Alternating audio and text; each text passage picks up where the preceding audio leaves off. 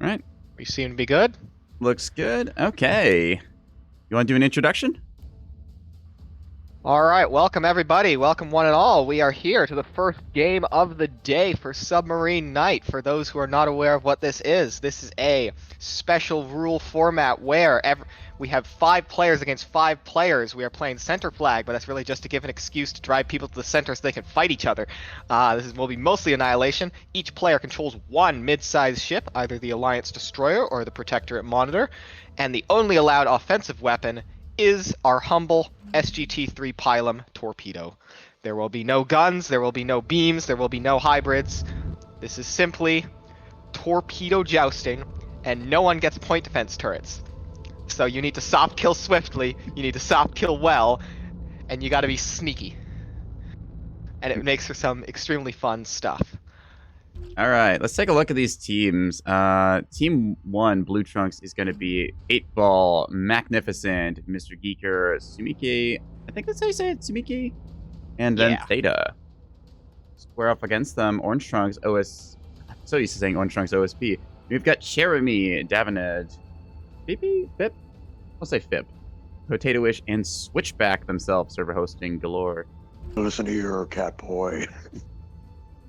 Random thanks, Lord High Admirals, for the follow. Fitting name for the event. So, Lone Wolf, let's take a look at this. We see one of these builds already has its early warning radar kicked on, trying to detect the enemy.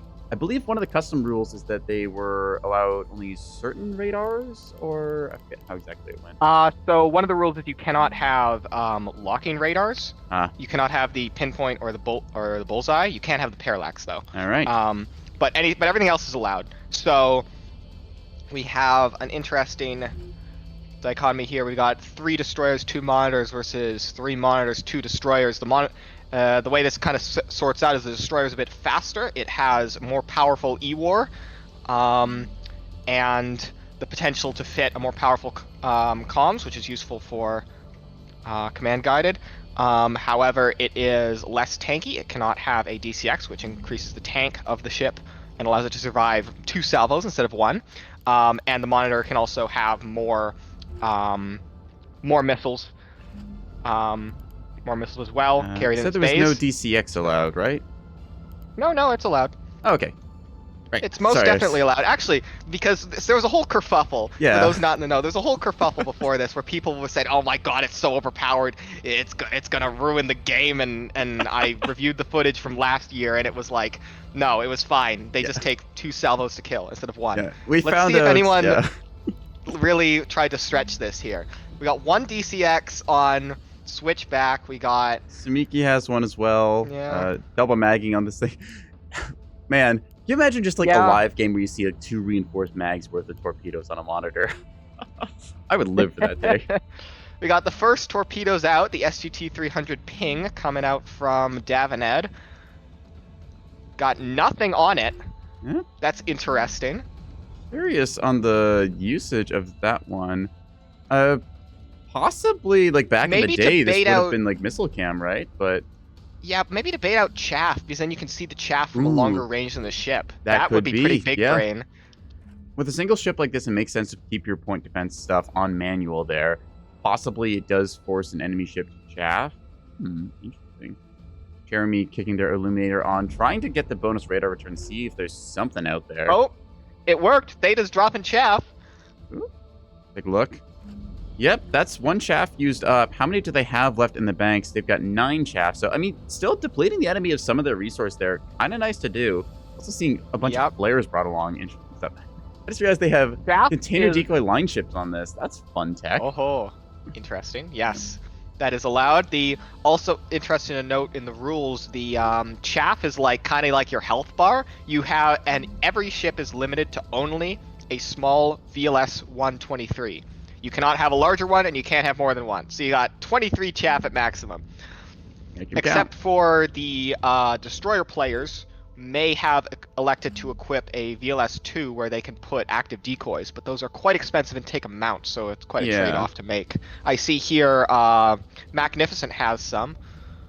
How many? Yes. They got 5 active decoys. All right. That's a good chunk of the budget as well. That's, what, 40 points, I think? Don't do math. Yeah, 40 points. It's like plus another like 20 plus for the 15. VLS, yeah. Oh, 20. Yeah. Something like that. So yeah, it's quite the expense. You're limited to 800 points, which when you factor in the cost of all those torpedoes you need for an offensive armament, it is not. It not does constrain you a inexpensive. bit.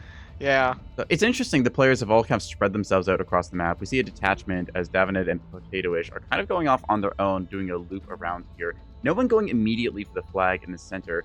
Chaffcracker torpedo sent off here, a saw-only type, trying to see what it can fish for. Doesn't look I'm like not it's sure gonna where find it's anything. going because it's gonna go in the rock. Might be a misfire. Oop, hang on. Tuna finders out here. ARAD with Wake secondary and a Act with Wake Oh, they're secondary. crews. They're Ooh. crews. They're going around the rock to try and hit 8-ball here. 8-ball with the green November. People commenting, there's no red October. Well, we have the next best thing over here if you're colorblind. Interesting, the green November kind of like pushing itself under the rock here. It'll get an interesting approach angle, but at the same time with these cruise torpedoes, ooh, these could be good. Here comes some ARAD Act torpedoes out, the pill and block crews from Sumiki over there. Tuna finders looking like they're probably going to go into the rock here. Now, it is interesting as well because we did this last year and there was different tech available. I don't think the Warbler wouldn't have been in the game, so... No, it wouldn't have. So last time it was you can have EO, but you can't have command on Alliance because the OSP had nothing to soft kill that. But Yeah. now the rule is no EO, both sides get command. Yep, fair is fair. All right, Tuna Finder, B, Act Seeker gonna go here. Sumike is gonna double chaff and will soft kill these by the looks of it. Actually, one of them potentially gonna find its way home. Never mind, just out out of of range. fuel. Ooh, that was close. Also, another thing to what you said earlier about everyone spreading out. This is another concern that I got from people who hadn't played Sub Night before, saying, well, isn't this just going to turn into a death ball over the facility? Well, the thing is, there's no PDTs. So there's not actually that much incentive to cluster together. Because if you cluster together, you just get jammed to hell. And you need offsets around, like a spread out formation, so sure you can get around any potential jamming cone. So it's really neat how the mechanics of Nebulous let you kind of solve that problem for us. It's interesting as well. The benefits, like you mentioned, of the active decoys. Potentially, you could try and do a group push. A destroyer in the midst there has enough active decoys, provide coverage for its allies, allow you to kind of move up in a cohesive advance there, and then strike somebody with torpedoes. But at the same time, that makes you quite vulnerable because you put so many assets in one place, and there's only like 5 ships on the board here, so gotta manage your awareness. These ping torpedoes are interesting to me because they seem like they're just trying to like bait out chaff, but they're just being fired off on like such weird angles. I guess try to prey on people who have their chaff set to auto and PD area zone. Oop, okay, there we go. We First have flag capture.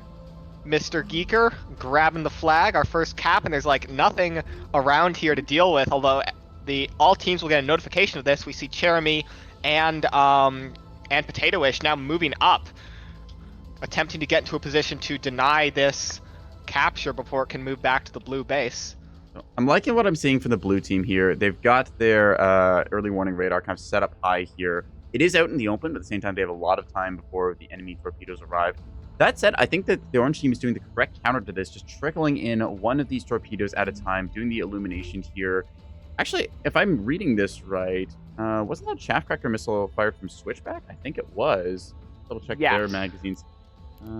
Yes, so using illumination teamwork here. Oh no, Illuminator wears off. Oh, preset plates.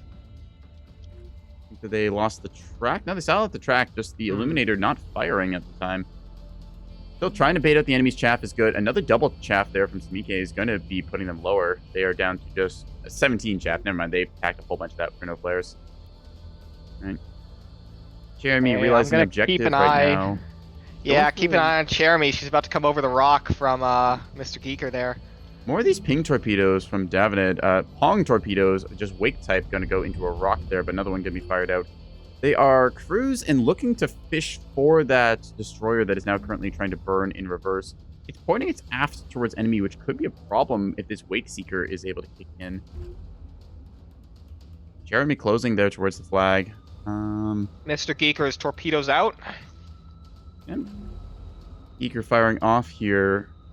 Now, part of me wonders, would there be some tech on Alliance side of bringing along, say, like a blast frag torpedo, see if they could try and like do an intercept on enemy torps? That'd be cost effective or not? Yeah, it is. Speaking of, there you go. Like, yeah, I AMM think- torps. Apparently, these players have the same thought I did. Hit on Mr. Geeker with one torpedo. The other one is going to be expertly baited into the rock. It's going to take the interrupt jammer and the scryer. Interrupt jammer, potentially a bit of a problem there. At the same time, no other essentials really hit here. You can live without that stuff. They're going to ground here, trying to jam at the enemy. Jeremy cruising over the rock, going to spot them any second now. Just barely undetected here due to the rock angling. Jeremy has a floodlight, I believe, on the belly, or no, on the side, and a jammer too. So we should see an immediate torpedo dump into this destroyer as soon as they come around the rock here. Both assets are now detected. Let's see who They've swings first. spotted each other. They're at point blank range. Jeremy's queuing it up. Mixed salvo queued up to fire. Some torpedoes It's going out in Mr. the Geeker. backfield. Knights of Night in the back there from Fipe takes a hit to the front, losing the pinard. Uh-oh. Mr. Geeker's interruption is out. The interruption jammer is not available. And these are CMD. command torpedoes coming in.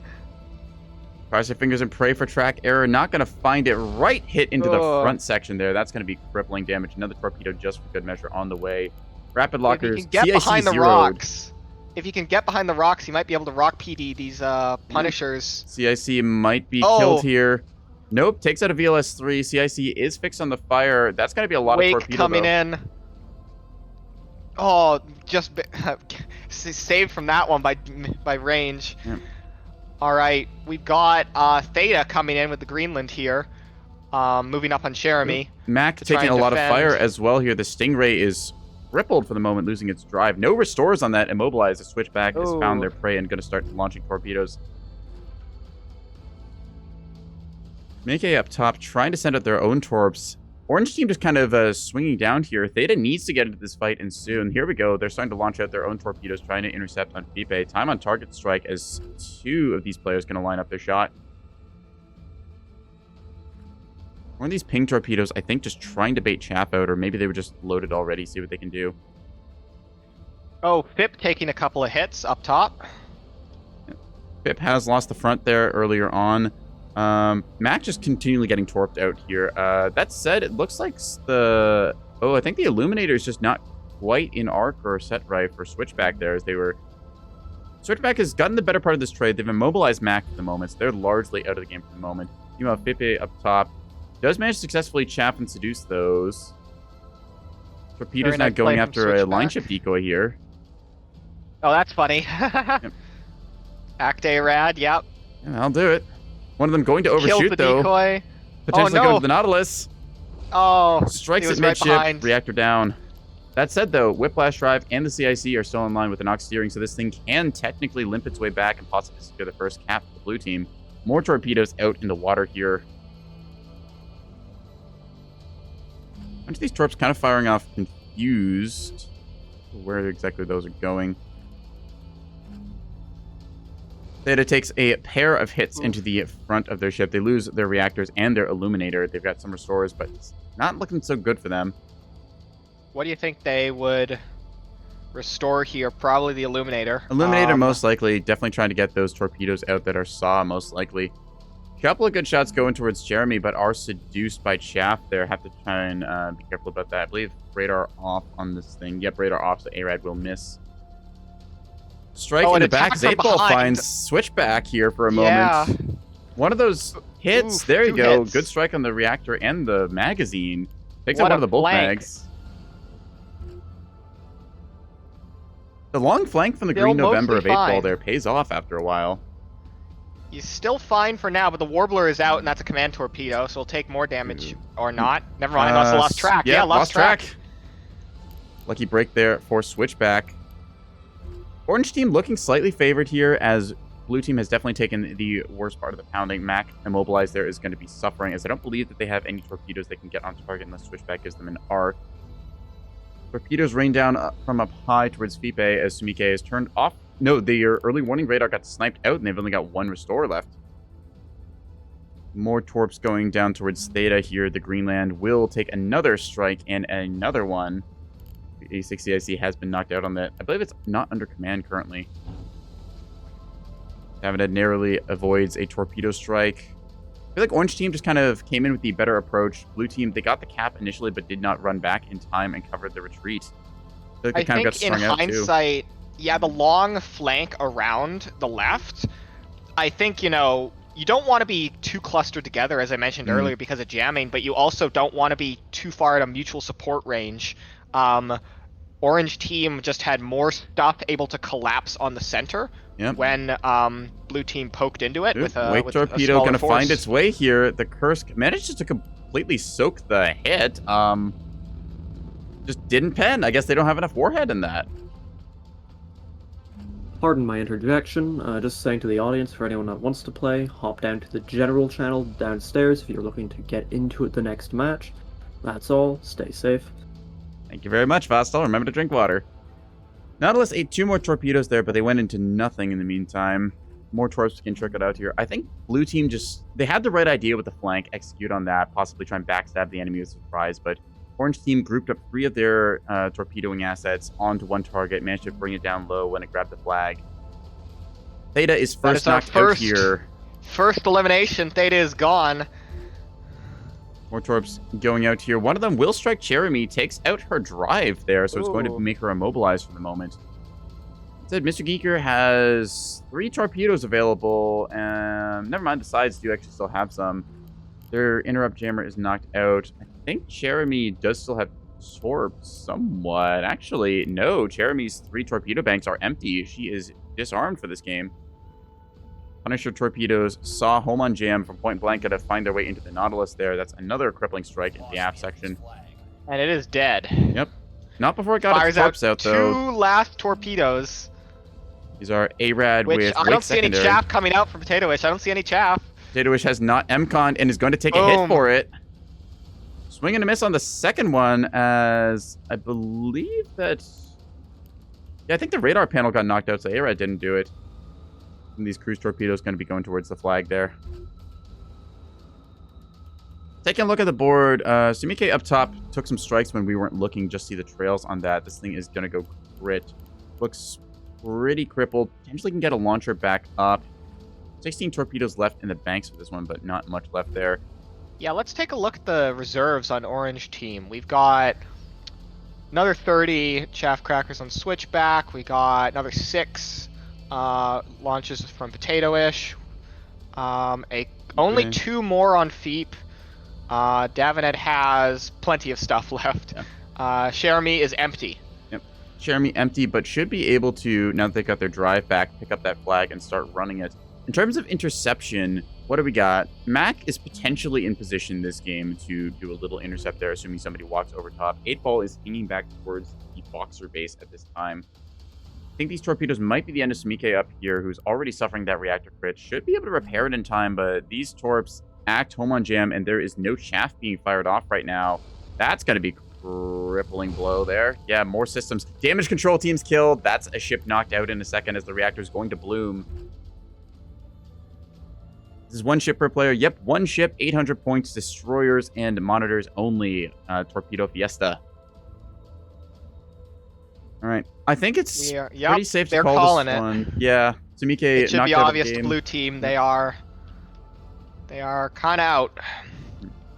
Mac or is maybe immobilized. it's just Sumike and they aren't doing it. I guess maybe they want to still fight, but 8-Ball's the only one combat effective who's left. It'd be Reactor Bloom illuminating the top of the giant coral. Very cinematic picture there, actually. Oh, nice. Star in the depths there. Chaff cracker missiles fired off. Try and double tap that, but they realize, well, probably at this point, it's like, yeah, that thing's dead. 8-Ball trying to do some work in the backfield here. Gonna find Fipe on the flank, but at the same time, Fipe moving behind the rocks, so probably just gonna be fine here.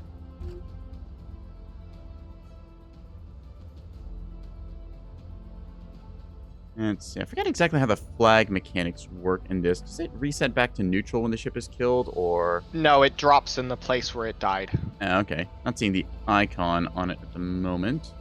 Yeah, but it says flag carry. Yeah. I guess it might be a UI bug of some sort, but yeah.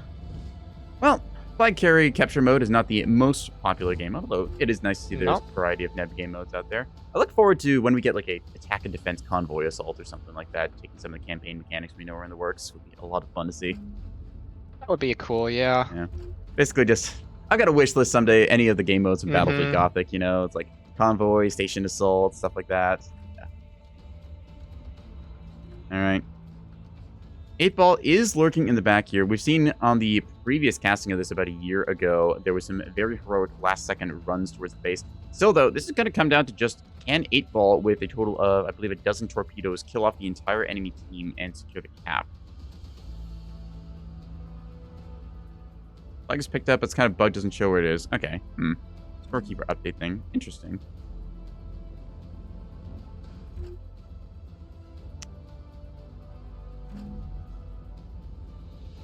All right. Should we tell them to call it because it's only 8-Ball who's left? Just 8-Ball. I think we'll give I mean, them, I like, guess he's in range. Yeah. Yeah, we'll give it.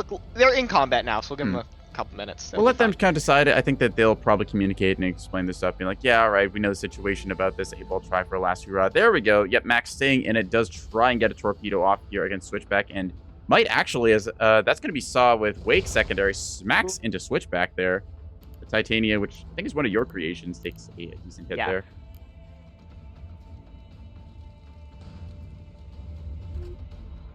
All right. More of these torpedoes out here. Saw, mixed salvo coming out here with Wake and Hodge secondaries. Saw primary kind of makes sense.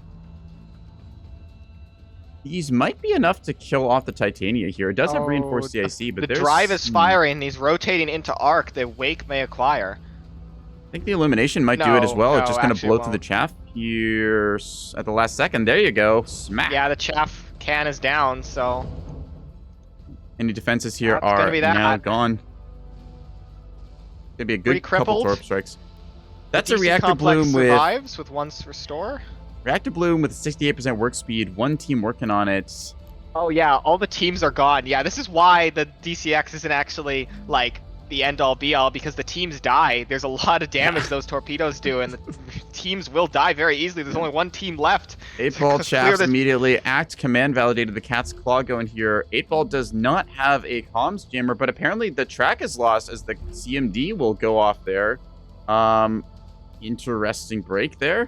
Fipe Command trying to give torps out. some command torpedoes out towards Fipe here in turn. Neither of these players are jamming each other. Looks like they just elected not to bring that. Yeah, these are, let's see, Pinard on the Yeah, nose, Fipe Spotlight. does not have an interrupt, so unless he gonna can find its way jam home. out, 8-Ball, that's it. Ooh, track error there with the CMD. Gonna make Oh. one miss. Second one will find its way home, but splash into nothing, I think. Just bad strike there, blowing out the other side. Didn't even scratch the radar panel. There's Still another secondary couple ones volley coming coming in. That's gonna be a good strike there. Takes out the drive section. The other one splashes up front. Citadel CIC in this expensive choice. Sell cook-off on the Orange chaff team, launcher. orange team not getting a clean sweep here. They've lost Switchback now. Yep. I think to a magazine cook-off while he was trying to repair the reactor. 'Cause Yeah, last damage control. Potentially also the number of fires on this ship, not insignificant. 11 fires. Like, that's the other thing too. With only so many damage control teams, if your ship gets like crippled by a bunch of fires starting, you can't deal with that. That's an exponentially growing problem. I think the bit of a problem here might be that 8-Ball is all but out of torpedoes. 2 of them left in the banks here to do anything with. Is electing to restore the Pinard at the state. Wants any information they can get. Some torps out from Davened down here. Ooh, Reactor Bloom gonna cook off one of them. that's that's Switchback. Yeah, it was already gone, but yeah. The Reactor Bloom that took out the torpedo on the way by, I believe. Or maybe it was terrain, hard to say. One of these act with ARAD Validator is going to be trying to fish for 8-Ball over here. Let's see this cruise go on. There we are. Did 8-Ball have their radars on? No, they had them off. Chaff is out. That will seduce. There we go. What does 8-Ball have left? Yeah, he's just 2 torpedoes left, and Magnificent is down everything. So as soon as 8-Ball fires his last 2 torps, it'll be game over. Yeah, literally as soon as those leave the tube, it's going to be, yep, team is combat ineffective. I think the game does wait until the torps like actually die or hit, Hmm. but Does yeah. it? I don't actually know on the pretty check there. sure I remember Liss implementing that. All right. Because otherwise, like, I pre-alpha, fired my but that final was, like, round. years It's ago, so I mid-flight, don't and it's know. like, huh, whoops. It might have Anyways, changed since I swing and a remember miss that on being one. implemented. Other one gonna find its way into the front of the ship and negligible damage there. Honestly, The bad. Pinard was scatter already rate. destroyed, so Yeah, kind of soaked there, I think. There we go. Now we finally see the flag as it's reached the middle of the map there. Davenant has the flag. They are reloading their torpedo launchers, trying to get something out. 8-Ball has how much chaff left? Nothing. They are out of soft kill, so what you see, what you got. The question is that expected? Semi-active, home on jam, illuminators on target here. Potato-ish also coming around the corner here, gonna start loading up some torpedoes themselves. Now, if I recall correctly, home on jam does not go for illuminators. That's a radar emission, not a jamming. So, 8-Ball realizing GG is they're gonna get smacked in the nose here. There's the damage raise. It's all these missiles coming out. One last hoorah. Surprising amount of damage soaking ability from this destroyer, just how much it's been torpedoed. Normally when you see a ship struck like that, it gets crippled, but I think all those just going out on the bad angles. 8-Ball well, likes to throw in the tower. this one's more heavily built than most destroyers. Got a CIC reinforced, DC locker reinforced, DC locker large, mag reinforced. Like that's a lot of reinforced components that can tank at least one hit because of the reinforced tag. The damage rates, I think a lot of them, due to the cone, is like 60 degrees or so, right? A lot of those probably just exiting the hull, not dealing damage. So Orange team will take the first win there, as we see it. They came in with a bit of a strategy. Blue team touched the point and was a little strung out and then got punished for it.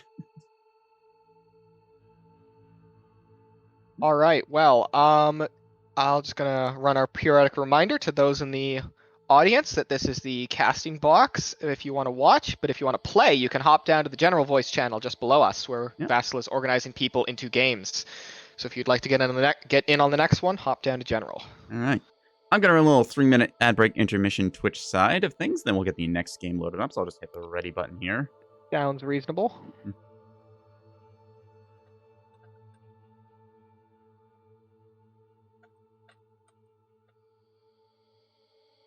All right. Twitch side, I'm going to go 3 minutes of ads here. So just bear with me.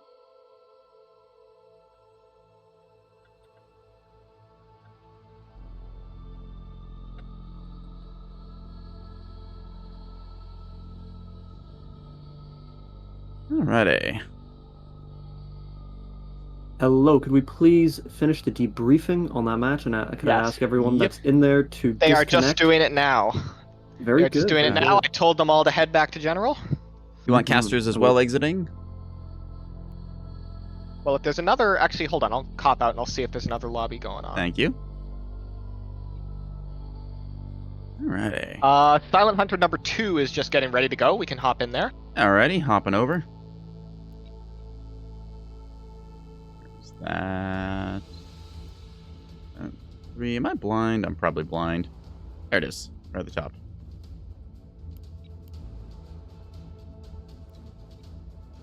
All right, they are ready to go right now, so you got to ready up. All right, yep, readying up. We're still on ad break Twitch side, but it should be okay. Take them like a minute or two to deploy anyways, right? So, yeah, loading screens and all that.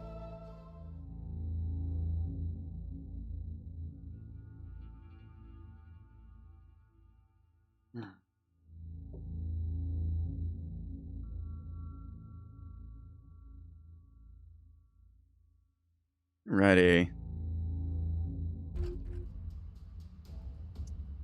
Okay, back for another one. Ready, Lone Wolf? Shall I roll it off again? All right, welcome everybody to the second casted match of the day of Submarine Night. We have a 5v5 going on right now with the Silent Hunter rules. This is a rule set where everyone has one ship, a destroyer or a monitor, and torpedoes are the only allowed weapon, and there are no point defense turrets. So it is a game of stealth, a game of electronic warfare, a game of soft killing swiftly and sneaking around silently to destroy your enemies. We are on giant coral. We have a facility in the middle with center flag to break ties, but mostly these subs will be seeking each other out and doing glorious battle to decide who is last standing in this battle space. Alrighty, there we go. Just set my audio thing back on. Anyways, hello, Nekoboy here, joining Not So Lone Wolf. So in the first match, we saw the blue team attempted to capture and also tried for a backstab. Orange team was able to collapse and pick them apart with some good engagements there.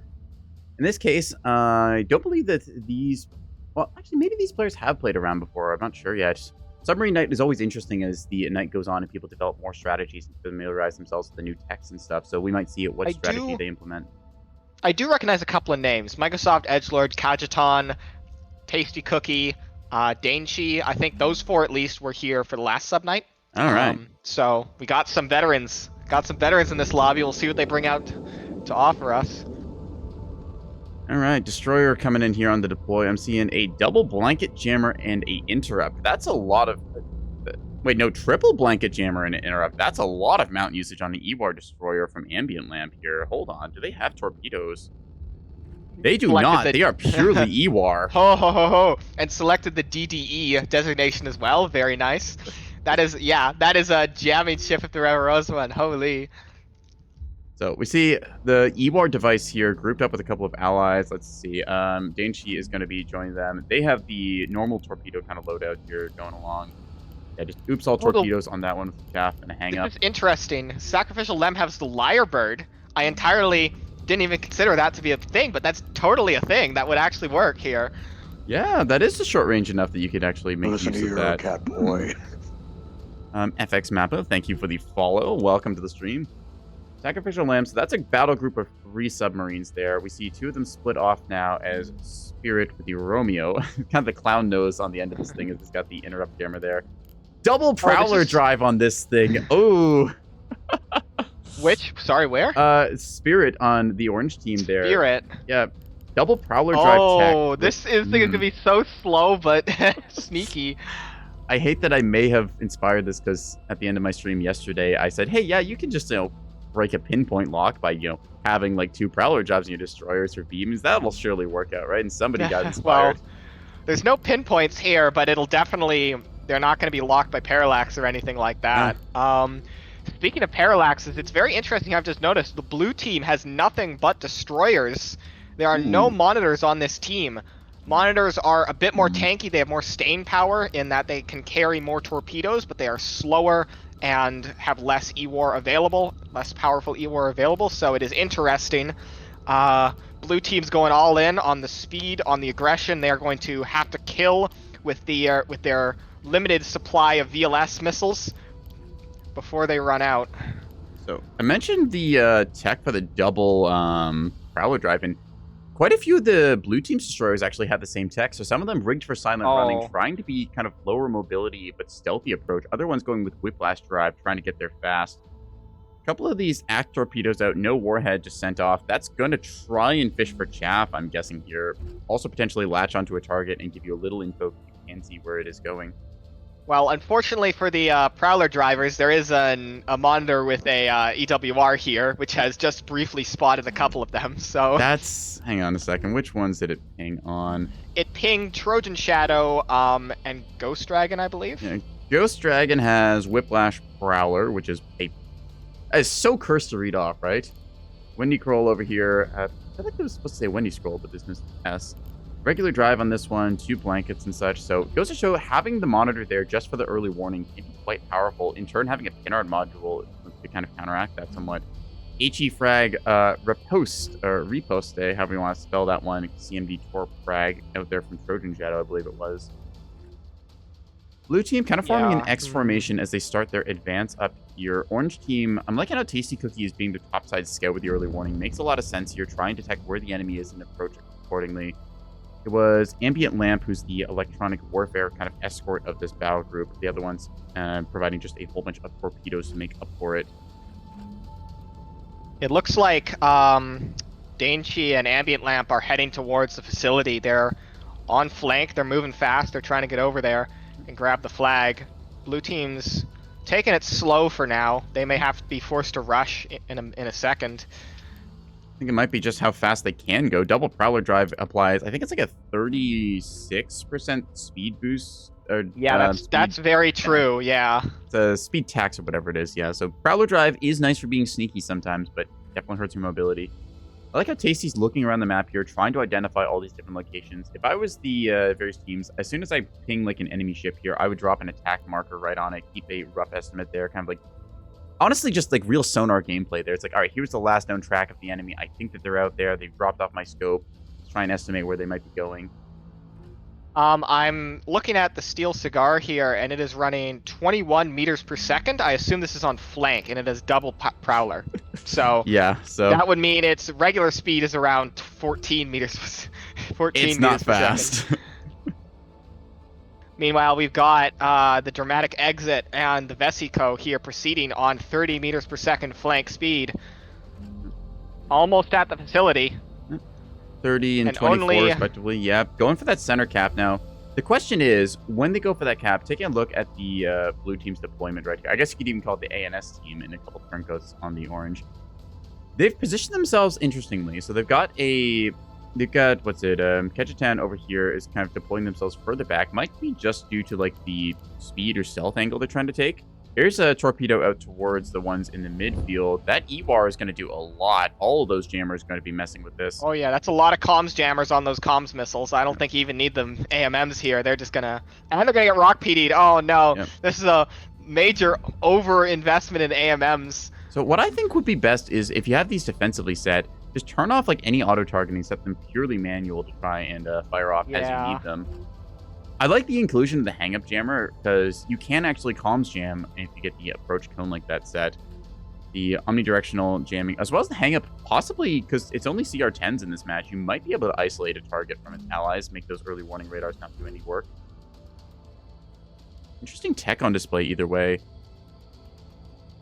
It's looking like, yep, orange team is going to move into the point here, grab onto that flag. Once again, the UI just kind of breaks for it, but that's it's whatever. We know that the dramatic exit has it, and it'll be turning around now to proceed back into its base if it can get away. It looks like two blue team destroyers are now roughly within range to start attacking it if they come around the rock. So it'll have to run a gauntlet to get away, but it's not impossible. I'm kind of curious about this because we see the two destroyers on blue team very high up there. Do they have long-range torpedoes to potentially try and sniff for this? Some thought I had is that if you want to shut down the enemy early warning radar, maybe you fire off like a singular ARAD every couple of seconds or so, stagger fire like we saw before. That'd be interesting. Speaking of long-range torpedoes, we have the SUT-300 Sniffer coming around here from Sacrificial Lamb, attacking Trojan Shadow. Wake primary and act secondary. I think this might look at Shaft, yeah, but that's a close call. Gotta make you a little nervous as you see this coming around the rock. You're like, I don't have time to change my mind here. So, Wake only targeting rear aspect is a thing. That's gonna miss.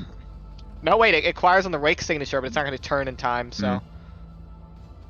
And part of me wonders, the thermal validator, I forget, is that allowed in the rule set here or not? I said it was not allowed, but that's really just to prevent a noob trap because it's not gonna actually do anything. Because it only affects, like, voxel or above, or destroyer with, like, and just barely destroyer with raider will allow you to validate from the front with thermal. Yeah, but has like a minimum only for a couple of seconds. Only for a couple of seconds, right? Yep. Because you need, like, the amount of time it will validate for is dependent on the signature, so just getting above the signature threshold still means it's pretty not really useful. Yeah. So so it's not really relevant here, so I just said not allowed just to simplify the rules a bit. All right, command torpedoes out towards the Archer from Tasty Cookie. That thing is barely within comms jam range. For more of the Sniffer torpedoes fishing around, they knew that they latched onto something over behind those rocks, so they're trying to arc these shots and see if they can get it or not. They do manage to latch, but don't have enough maneuverability, so just going to keep Trojan Shadow bleeding chaff and stuff there. I think Tasty might be getting smoked here by these torpedoes. These are still on target. These are not jammed yet. Wake's signature from the front means that they will not find target. I think, yeah, these are still on search mode, so the comms jam will be enough, or maybe the radar jam to break it. No, they're still locked, so comms jamming nearby is strong enough just as they get further and further away. Torpedoes going out towards... They're going for the Archer, which has no comms jamming of its own. There are comms jamming bubbles nearby, but you really need comms jamming on the source in order to deter these away. And it does not have it. It's going to get slammed. Yep. Both of them are going to find it. There's no comms jamming here, so it's the comms jamming, it drifted off as I think it was Vesco. Yeah, their interrupt jammer ceased cycling. They did actually at one point even if it was cycling, the comms jamming is radiating from the Vesico, not from the Archer.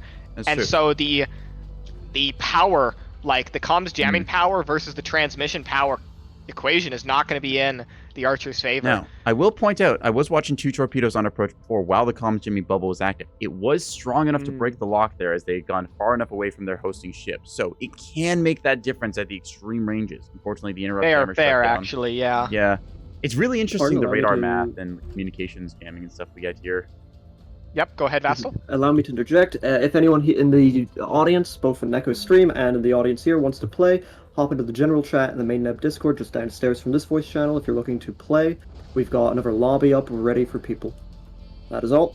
Meantime, Romeo just takes 2 torpedo hits. 2 more going to find their way home. That is a crippled ship. That is a surround right there. Attack from 3 sides, completely outflanked, nowhere to hide. Yeah, that's quite the execution. And that's going to be our first serious damage taken. Orange team paying a price. They've got their flag, but Edge soaks ahead as well on the facility there. Citadel CIC brought to 0. Magazine brought low as well. So, though, Orange team looking to go for the first cap here. They are going to pay for it dearly as Spirit is largely out of the game. These torpedoes are going to be pounding away at them now.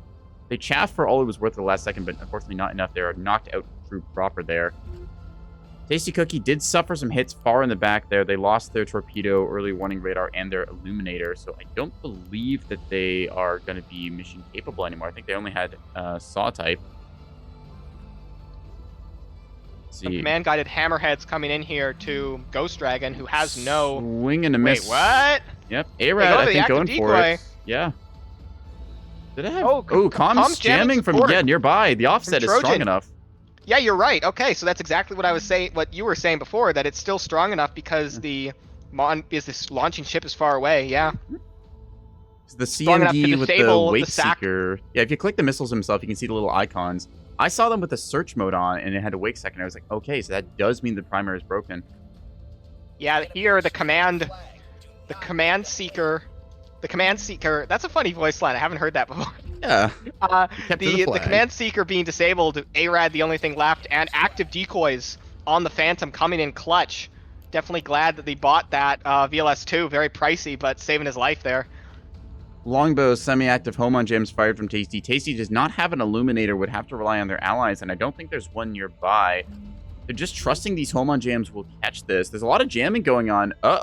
Wendy Control turning on their jammers here possibly does not identify what these are. That's going to guide these things right home into this ship. I think that's going to be 2 torpedo hits shortly. 1 and then 2 striking 4 and midships. Snipes a reactor and Citadel with an analysis annex. That's interesting. Unfortunate that they might have thought analysis annex would help, but it's the Scryer module that you need to identify the enemy missiles.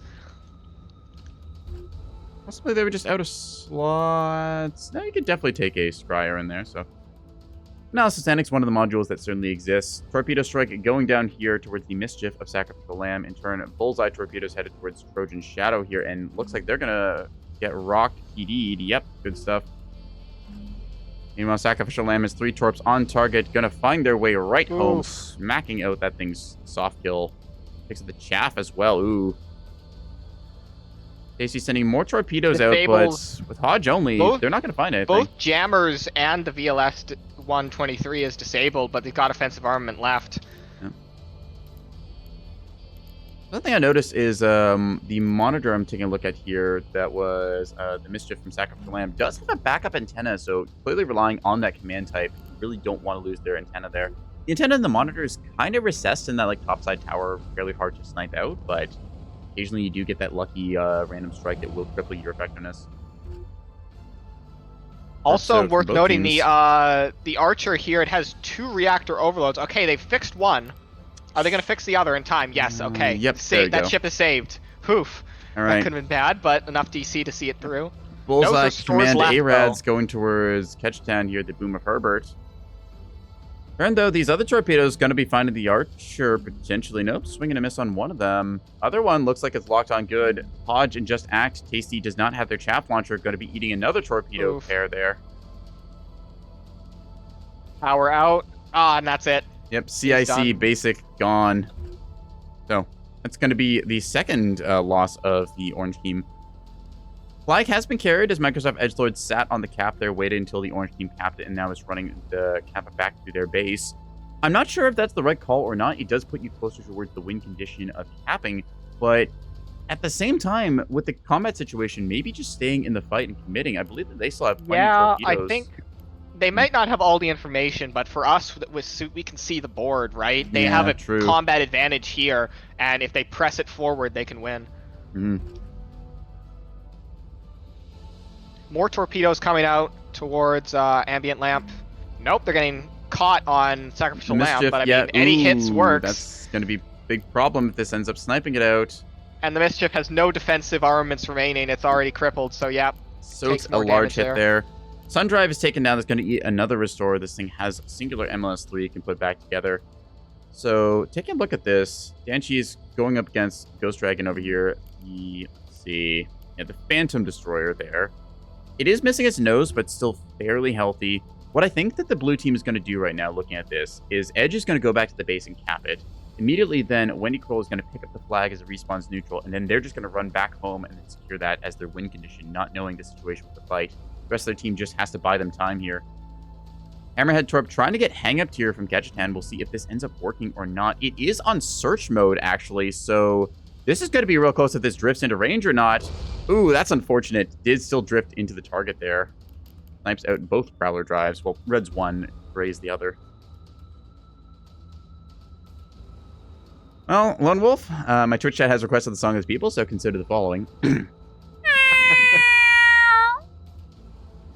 Thank you for that. Oh, I'm an internet cat boy. I gotta get my coin. All right, let's see what's going on here. Microsoft Edgelord almost reached their base. They'll be dropping off that flag. Yeah. And then it looks like Wendy Kroll will be immediately picking it up.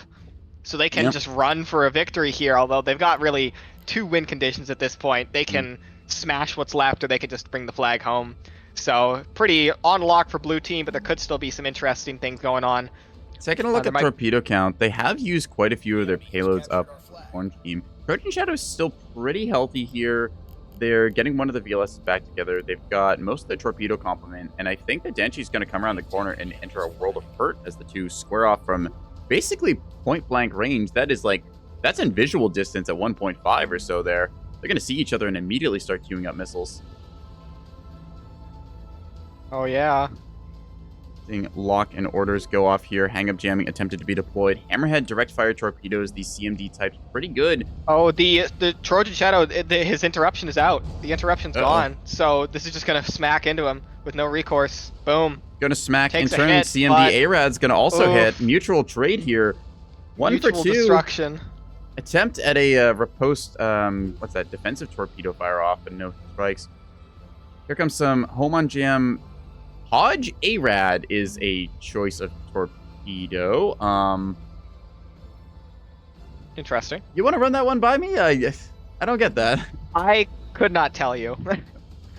I guess to prioritize jamming signals over. All right, let's think. Yeah. But like, I don't know. Prioritize jamming over like active decoys, I guess. And I guess because it's an ARAD type, maybe if they set it to auto fire. Yeah, that's actually a good point. Active decoys would be higher sig than jamming. Ghost Dragon gonna get the 2 good strikes off on the dramatic exit from Danchi. This thing is skeletized, no offensive ability. CIC is still alive, but another torpedo gonna be finding it. Maybe. Oop, just short. Ambient Lamp is out of torpedo. No, wait. Ambient Lamp never had any torpedoes because they're. It's just the EWAR device, yeah. So Sacrificial Lamb is the only one with any armament left. All right, let's see. So we know Wendy Scroll has the flag here. They're making their way back out of the battle space. They have not enough power to run any of their electronic warfare stuff, which is unfortunate. More torpedoes here onto the dramatic exit from Danchi. One of them going to strike, the other one going to swing and a miss. Slight track error there from command, as every seeker has a slight bit of error. Still might get it on the go-around, actually, if it's careful. No fuel.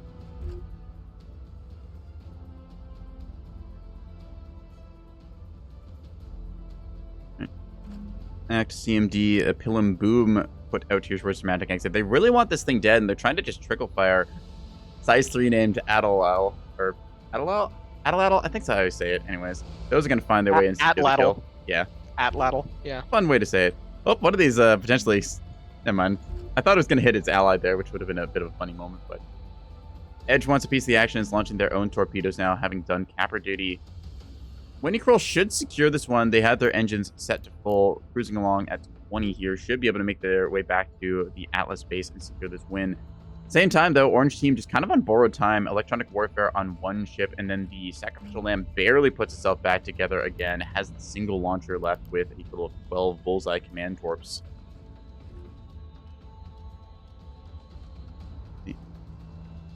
Attempting to soft kill here as best they can. These are SAW, so they will go after the chaff instead. Larger radar returns. Miss on both of them. These command, though, I don't think are bothered. Yeah, no more comms jamming. These are going to find their way home. One, two, 3 hits. Could have turned the interruption on, but did not turn the interruption on. Possible power issue or was destroyed. Hard to say. I didn't get a good read beforehand. It was online. Maybe there was a power issue. I'm not sure. Yeah. More command type proving their value in this once you've knocked out those command jammers with the lucky hit. Alright, Ambient Lamp, largely combat ineffective here. They technically have their VLS-2 still in a blanket jammer, but they are on borrowed time. 4 fires across the ship, whole bunch of crippling damage there, no restores. It's really just down to Sacrificial Lamb to try and carry this with their lone torpedo launcher against the remaining salvos from the enemy. Same time, they're on borrowed time because Windy Patrol is just moving towards the Atlas base now. I think this is going to be a blue team victory here as they just got that early game advantage and are snowballing from there. Still, though, Bullseye Torpedoes going out on target now. It's interesting to see that the game is going to be decided here by a flag cap. Well, not really decided by a flag cap, as you know, they had a military advantage already, but it's interesting to see you can still do that. Bridgemaster track error, meaning that torpedo with command will, in fact, miss the Phantom from Ghost Dragon. Can I just say how much I appreciate just like kind of aesthetic of this? Like you turn off your HUD, you take a look around, it just feels like you're underwater, just watching these ships kind of engage themselves in this strange submarine combat. Yeah, we make fun of giant coral for regular Nebulous, but it's really just the perfect map for this event. Specific place for the right thing. GG is being called now as they realize the combat situation, and the flag cap is going to make its way back towards the base here. Interesting tech being displayed there. The electronic warfare device coming in on the orange team there. They deployed Tasty Cookie up high with the early warning radar, but the blue team in turn just kind of able to secure some good pickoffs there and sort of stagger the enemy team out and go for the cap situation where they realized that they could just have somebody ready to take up the next flag. Ghost Dragon might be taking a command torpedo hit here. That looks good on target. Yes, strikes into the rear section. VLS-2 and the Prowler drive getting knocked. Believe that the Sacrificial Lamb is maybe going to evade these if the angle is bad. Semi-active, illuminating on target. Going to find its way in here. That's going to be a kill. Yep, combat ineffective. GG. Alrighty. That was great. That was a fun match. Interesting text being displayed here. I really like the science that different players are bringing along, being like, all right, I'll take this combo and I'll counter you with this thing. It's kind of the fourth dimensional chess of trying to outthink your opponents and figure out also what kind of stuff do you bring along with your allies then to multiply your effectiveness.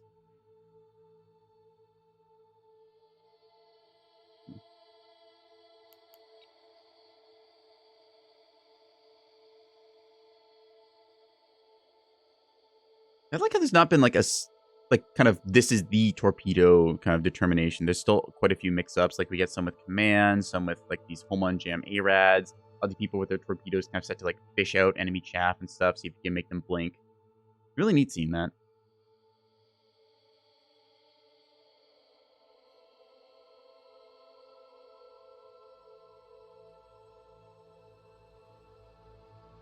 All right.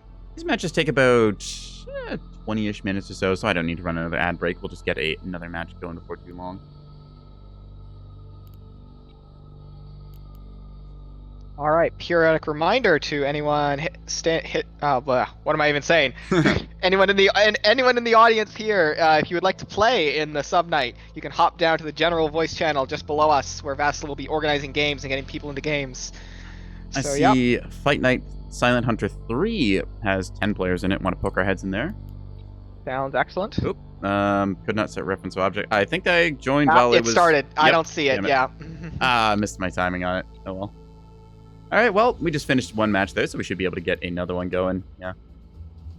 Let's see. Where is a server? I think number 2 has opened up. They're all in progress. We were just in number 2, but yeah, I think it's gonna... Number 2 is gonna be starting to fill up again. So Yeah, bare it's minimum, that's available. 30 player turnout. Silent Hunter 3 is in debriefing, so they should tick over in a second. Oh, really? Yeah. Sir Vastal is having their hands full, coordinating and consolidating all these various players into their matches, making sure that there's a Yes, decent flow of huge. that. Huge kudos to Vastal for volunteering to be the player sorter for today's event. Yeah. Much super appreciated. Making sure this all runs super smoothly. Anyone who's ever coordinated, like, even just a small group of people knows how much hassle that can be. And Vastal's, trying to delegate, like, 40 or so players into matches right now. So, yeah, tournament all over again.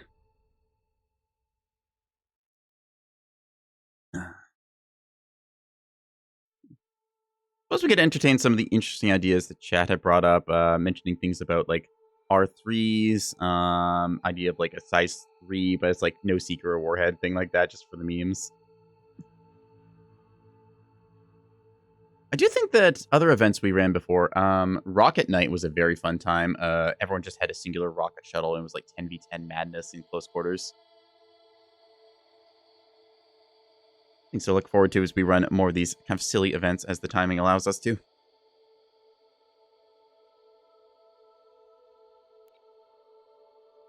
All right, I see Silent Hunter 3 available with 10 people. We I should see hop it in. too. Hopping on in. All right. Oh, I got null refs. I think they started. Yep. Damn it. We got to be faster about this. Yeah, whoops. All right, who else we got? Late Night Silent Hunter 2. Let's hop in there before it starts up. We'll get this one for sure. We are. All right, return to some of the players we saw in the previous match. Maybe they've refined their text a little bit more and got their stuff.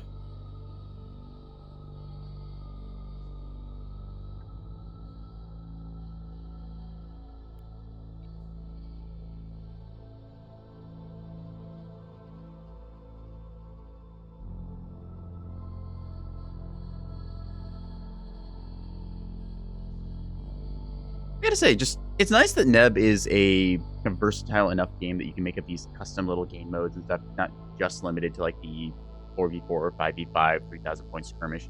You can find your own way to have fun with it and just like set up custom modes like this. It's really refreshing to kind of get that. It's fun. Hmm. I think Silent Hunter specifically just really is a really fun rule set because it makes the most of what Neb does best. Neb's unique mechanics, like the E-War, the spotting. Is a very good fit for what Neb uniquely brings to the table. You just get all of this kind of interesting, like, science, fourth dimensional chess trying to figure out, it's like, okay, you'll bring this seeker combo and I'll counter with this thing. Just removing the point defense from the entire equation makes it so it's not just, okay, you've got incoming torpedo, fine, hope a defender or if the beast deals with it. You're like, all right, I got to do these things in this specific way, and this will be my special tech, so. Yeah.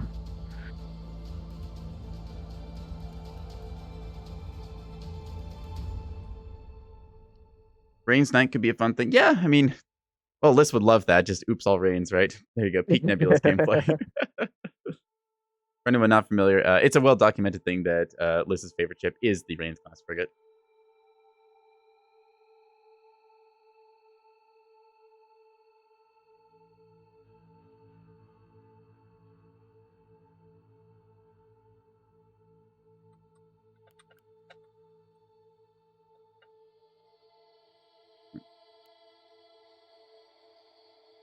I think some of the tech, too, is kind of interesting. Like, people bring the hang-up jammers, because the early warning radar is quite strong, but a hang-up, you can just, like, isolate a target potentially far enough away that they then no longer have a track, or maybe if you get lucky, you kind of point at incoming command torpedoes. There's a bunch of interesting potential. Hey, Liz in the chat there. Martyr of Carrick is Liz, for anyone not familiar. Yes, your girl, best girl Reigns. Excellent. To answer your question, Evolve, no, we're not using any mods. This is just all base game, custom rule set stuff that is kind of in-house implemented. This is a game mode that's already in the game here. Center flag is not played often, but it's there.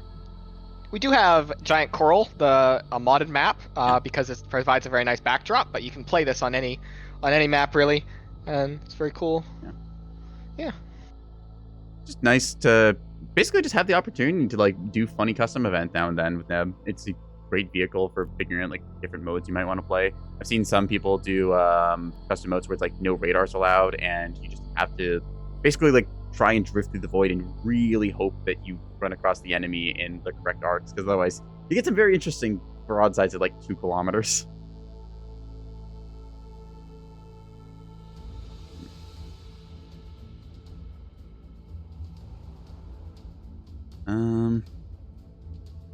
Should All right, make similar kinds of fight time nights. to- Yeah, we'll consider it. All right, ready for Time this? to ready up Yeah. and get rolling. Get this going here. 30 minutes until next break, so that will be enough time for us. I'm still liking seeing, again, the variety of just the different teams here. Like, we're seeing a mixture of the ANS and OSP assets. They come up with different ideas watching the different games, or just being like, hey, all right, I did this tech last time. What if we made this a thing? So, kind of the evolution over the course of the night is always interesting.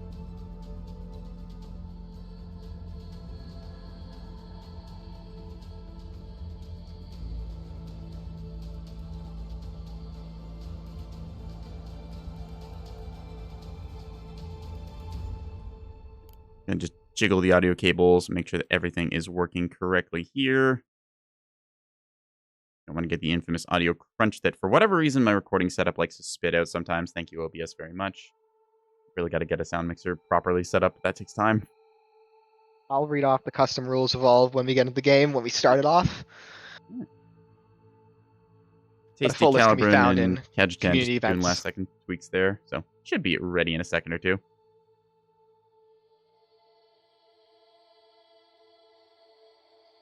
There we go. Tasty's out of there. Kajitan as well. Calibrin, they had a plan most likely cooked up.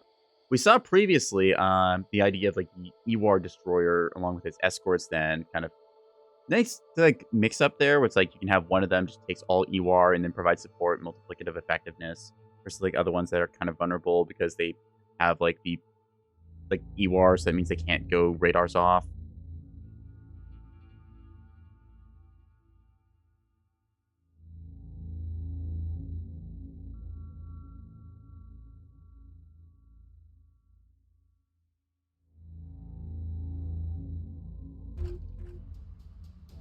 All right, we're back on Carl again. Lone Wolf, you want to read off the rule set, what we're doing? All right, welcome everyone to the third casted match of the day. We are playing some Submarine Night on the Silent Hunter rules. This is 5 versus 5, center flag. Each player has a single medium-sized ship, either an Alliance destroyer or a Protectorate monitor. Torpedoes are the only allowed offensive weapon, and there are no PDTs to shoot them down. This is a game of stealth, electronic warfare, and soft kill. You'll need to be sneaky, you'll need to soft kill swiftly, you'll need to kill quickly. In your torpedo joust to pull this out, to capture the flags and /or eliminate all opponents to win. We'll see what our players are bringing in here in just a moment. Seeing many different techs on display so far tonight, so we're going to see just what they bring along here. Seeing a destroyer dropping in with a couple tools here, hang-up jammer, a blanket, and a pin art on the cheek.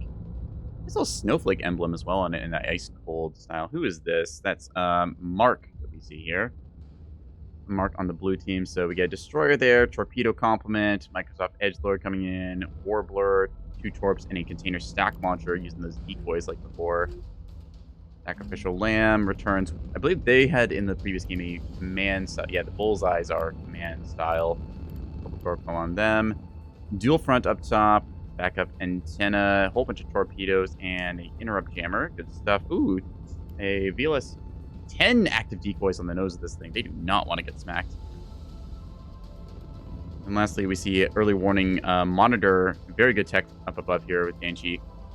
All right, Wolf, you want to tell me what's on the OSP orange side? Habits.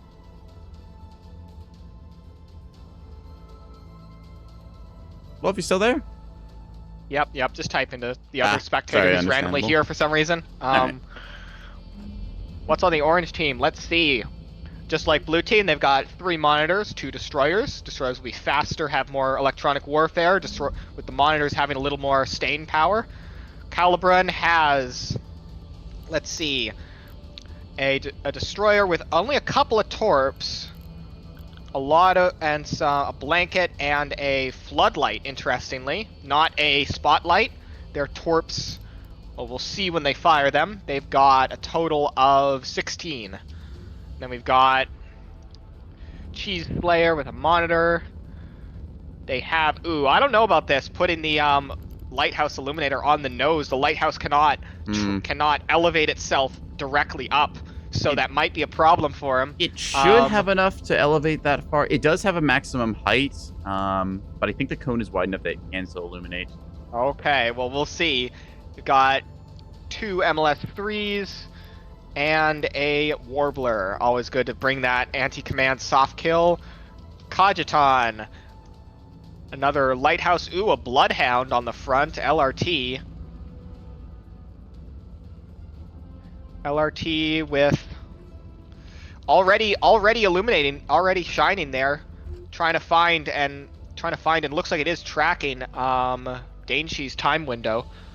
Kind of impressive at that range. That's got to be right at the edge of that, right? Possibly, if I select it. Like...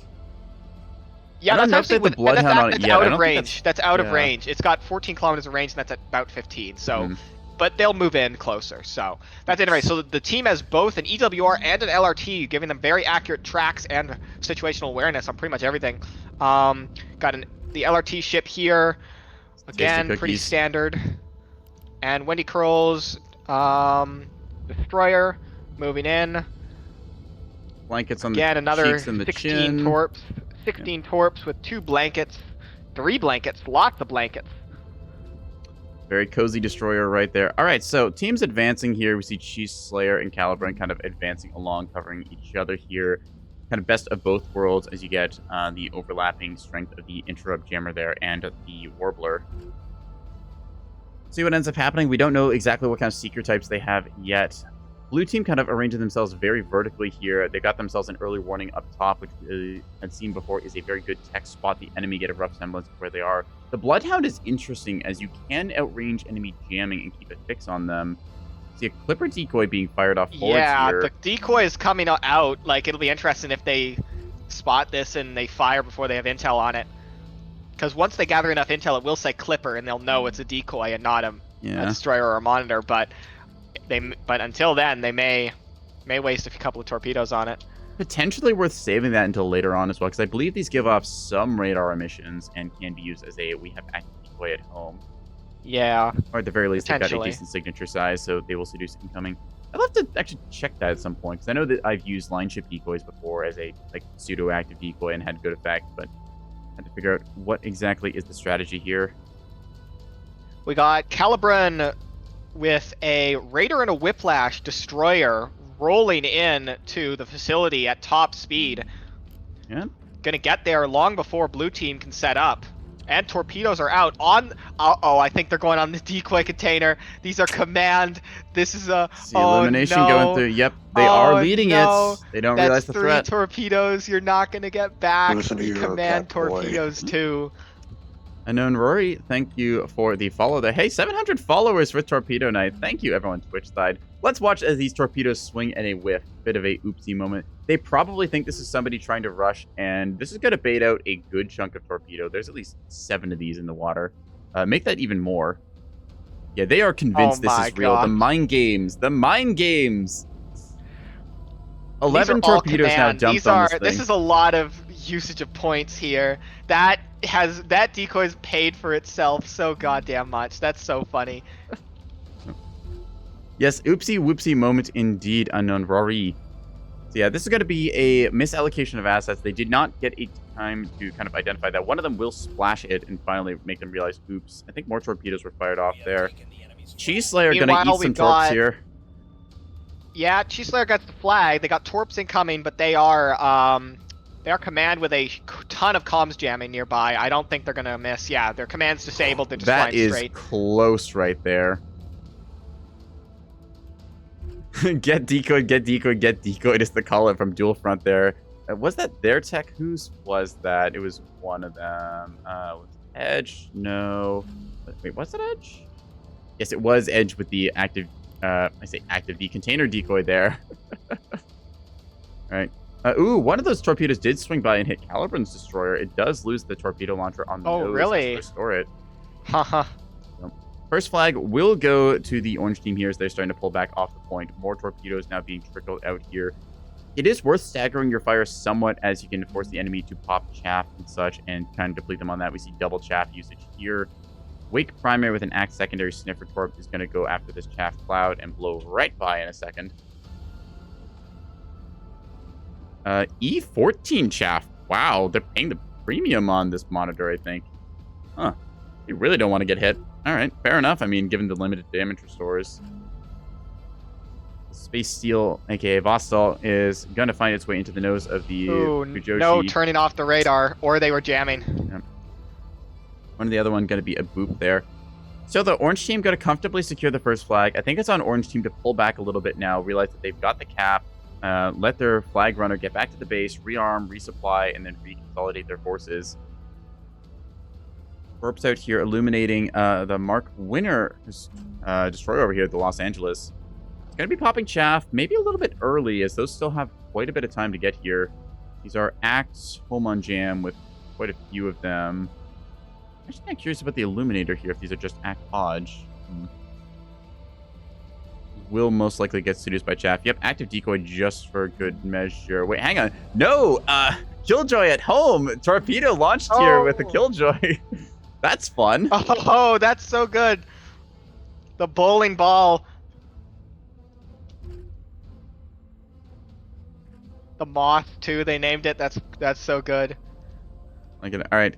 Metroplex torpedoes here act with CMD validation. Going to be finding Calibran here. They are chaffing, but with command val, that's going to be good enough to find target. Going to be quite a few of these put out here. They might be in trouble. Command missiles hitting Mark though doesn't have an interruption, so gonna take the hit. Mark over there, yeah, does get smoked by a couple of those while we were distracted, so gonna see the effect on target. Calibran has their interrupt jammer set on battle short. They will make those CMD seekers go away. That said, a Space Seal A-Red Act is probably going to find them again. You just barely runs out of fuel there. All right. Saw Hodge Salvo going out here towards Edge. The Hoopla is going to be focus fire down here in a second. Has its radars off, so it should be okay for any A-Red Seeker, but still the semi-actives looking like at least one of them's on target. Yep, they are going to fix on this thing. I think that these will get seduced by chaff still in the arc. Yep, they're going to swing and miss there. Pretty big salvo being seduced. I think in a way, trickle fire these torpedoes make them lose a bit of that. Also, periodic reminder to anyone in the event stage audience, if you would like to play in this event, you can hop down to the general voice channel right below. Where Vats will be organizing people into games. But if you're here to watch, then you can stick around. A couple of CMDs going towards Edge's Hoopla. They do have Warbler Jammer on, but the Hodge secondary makes these fly straight. Can Edge get out of range? Those looked like they clipped through. I think that's just missile desync there on some of them. Those are going to find their way home. The one good hit knocks out the Comms Jammer, which is kind of important if there's a follow-up salvo. The Mischief from Sacrificial Lamb there does have comms jamming as well nearby, and Edge will be able to get back into cover. G-Slayer has almost secured the cap point now, so they're going to drift into the objective here in a second once they figure out how to turn their ship. They're actually taking a torp. Which one is that again? That's Calibran's. Calibran, where are you, Cal? There. So yeah, it does take a hit in the nose there. How much chaff has it got? 9. Okay. Steve Blair is about to cap the flag here. They're actually waiting. Oh, this is smart, because the second they cap the flag, it'll return to the facility, and currently blue team is closer to the facility than orange team is. A couple more of those longbow torpedoes are going to be missing blue team here at the Mischief and Hoopla kind of grouped together. They're going for that kind of recessed pocket there, or at least Edge is trying to, so they know that the enemy's about to cap it, so they're expecting to hop on the facility and grab that. Now, if you have a contested cap like that and the flag goes back to the base, I don't actually know how it prioritizes if there's 2 on the point. That's a good question, yeah. I think it's smart that G-Slayer is sitting back like that, waiting until their team is able to get up in position. It does mean that one of their assets is kind of down for the count at the moment, so there's going to be 4 submarines squaring off against potentially 5. More of these torpedoes firing out here. They do find Danchi at the top of the map. They've got their Bloodhound locked onto target, and they are not getting jammed out. CMD Wake secondary torpedoes. I think one of them might be finding target here. Yeah, Wendy Kroll going to eat a torpedo hit midship, loses one of their launchers up top in the analysis annex. Still the big strike going out against the time window from Danchi there. Another hit into Wendy, loses the drive section. The second I look away. Yeah, that's a crippling amount of damage on that destroyer. Still, swing and a miss here. Illuminators are going to catch that chaff cloud that the time window from Danchi puts up in the last second. So, good deflection there. A lot of salvo is going to swing and miss. Nobody doing flanking maneuver. No, some flanks were attempted before, but it looks like the teams are kind of consolidated into their stuff here, trying to put a little bit more into this kind of like center zone of the map. Wendy Kroll is pretty crippled right now. I mean, Mark Winter also took some decent hits. So they can get themselves back together shortly. This is a pretty even match so far. We got Mark Winter taking some damage. We got Wendy taking some damage.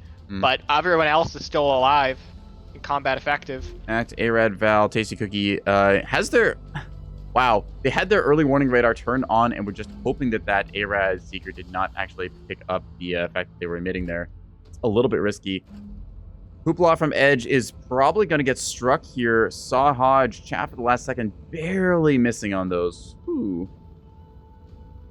Throwing a jammer instead of the drive. No, they're restoring the drive too. Yeah, they're getting that. They have 2 restores on that thing, so. Do they have power to run that, though? I don't think... No. They don't have power for a blanket jammer on that.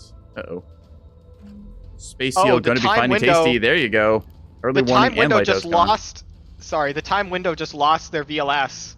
They got to restore that post-haste, or they're going to get hit with another salvo. Yeah. Unfortunate sniping there. It is one of the risks of running it in the big slot like that, so I have to keep aware of things. Why is the... Oh, this ship's upside down. That's why it looked weird. I was like, hang on, that's not where that's supposed to be. Moving targets fired out here towards Kachtan, who does in fact have comms jamming, so one of those is going to miss. The other one going to fly straight with the Wake secondary and strike into target. Comms jamming immediately sniped out there, so follow-up potential. And she does not have chaff, and they have torpedoes en route. Axe Seeker going to find their ship here. Oh, yeah, that's an execute bad impact right on the there. first. There's a couple good hits. The enemy has captured our flag. Flag capture hits the goes through. It hits the jury-rigged reactor, which, true to its name, immediately combusts into a reactor overload. Yep. Orange team caps the flag out there. I think Edge should be in position now. Yeah, just slowly going to move themselves up here. Danchi correctly commenting, ow, ow, ow, ow, ow. Calibrate in turn taking a hit there. Loses their drive, the whiplash. Let's see, up top, ooh, was that Kachtan? Yeah, taking more hits there. A lot of their stuff knocked out up front. Mark Winter, I think, deflected that salvo well enough. More torps en route towards Danchi up top. These teams are really sure, trading blows. Both ships going down left and right. Yeah. Wendy Kroll, I think, gonna get knocked here by command torps. Gonna be one. They're coming down the center, yeah. Oops, no command jamming to stop it. Allied comms jamming, yeah, shows the value of overlapping. Although that's a Caliburn gonna get smoked there by a axe torpedo. No comms jamming in the midfield currently for the orange team. Going to be a bit of a weakness now is these command torpedoes, like this Powerplex, going to be finding their way home. A little bit of track error going on there, but should be still good enough. Illumination going on to Microsoft Edgelord. Some incoming torps. Let's see, does Edge still have any chaff left?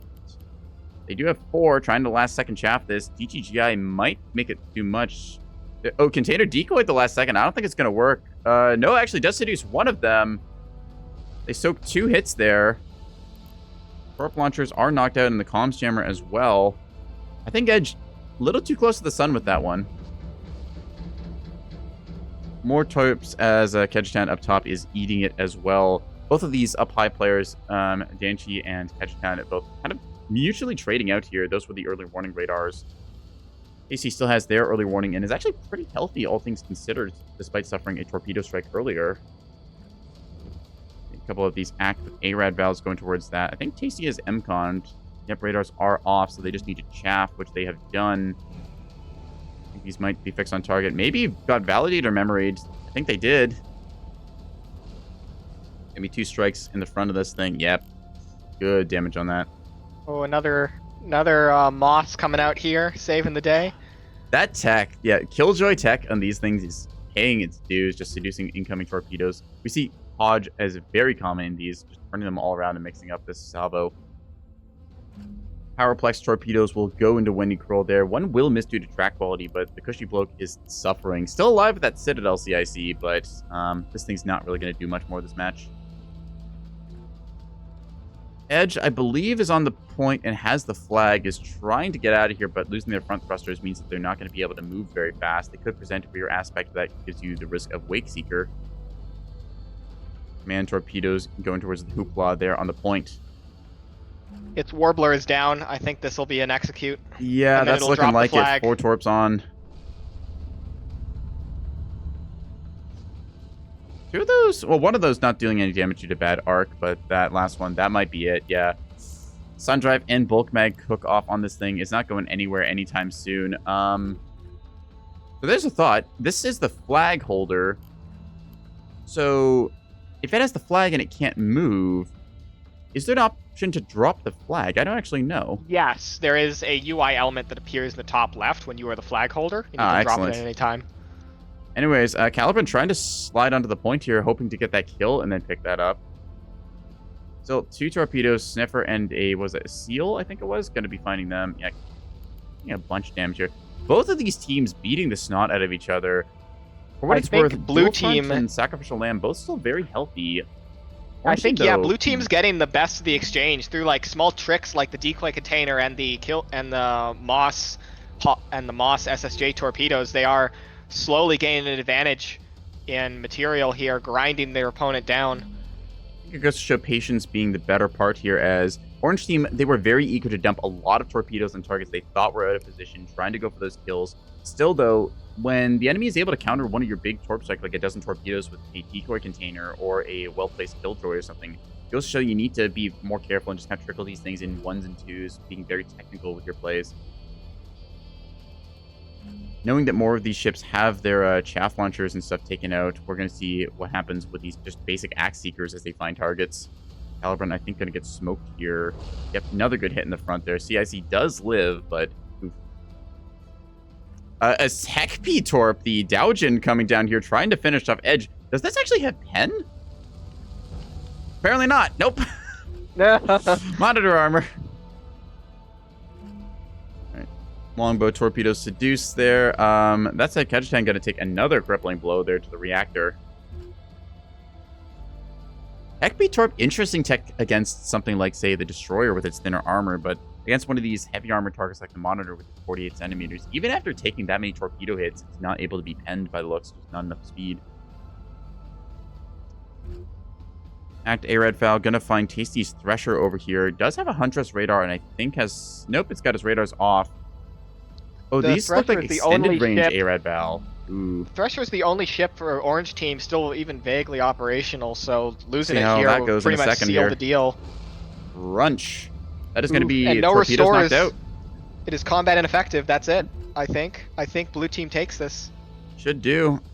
Orange Team got with the kind of like cool initial plan there. They got the first cap. So the Blue Team positioned themselves well, pulled up a couple of dirty tricks there, managed to get themselves the advantage coming back. Goes to show, like, well, you can take the initial flag advantage. It's what you do with the rest of the match afterwards. You can go for that rush, but it does stagger your team a little bit. Orange Team has somebody back at the base cap, then you get 4 players up front potentially. You need to try and punish anyone who steps on the point. Space Seal Torpedo going to be finding their way into... Who is this over here? Cheese Slayer. Yeah, Cheese Slayer redded once again here.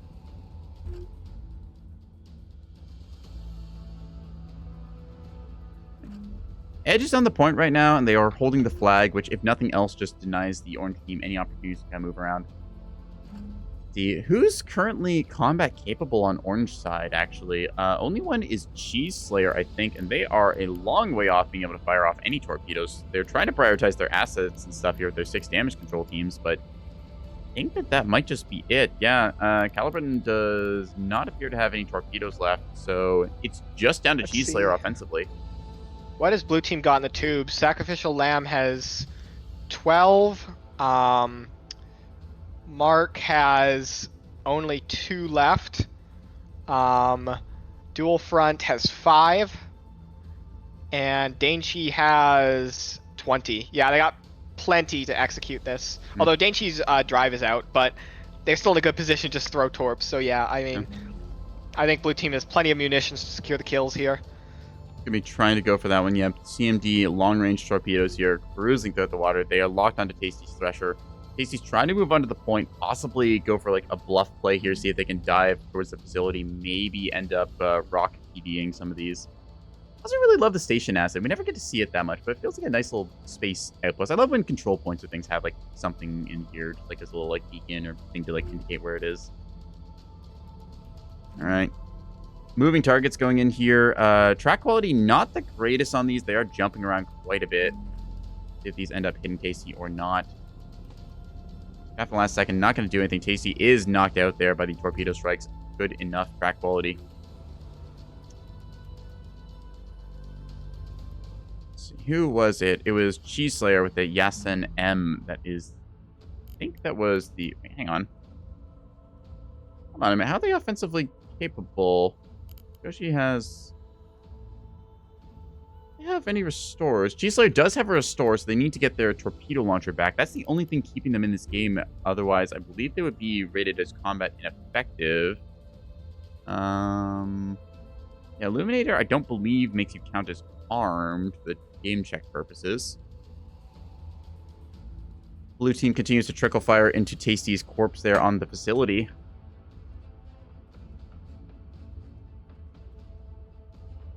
Yeah, I don't know. Might be time for Orange team to call it here. I'm not sure why they're still sticking around. So. They might think that potentially the enemy team has less torpedoes or assets than they do. Blue team is looking quite favored at the moment. Yeah, Tasty just taking hits there. Reactor Bloom, as one would expect from that ship, 2 minutes and that thing goes to Bluey.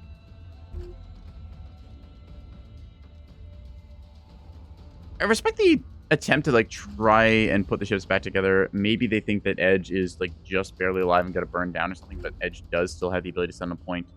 Mark Winter decides that they're going to be moving onto the point here as they get their stuff.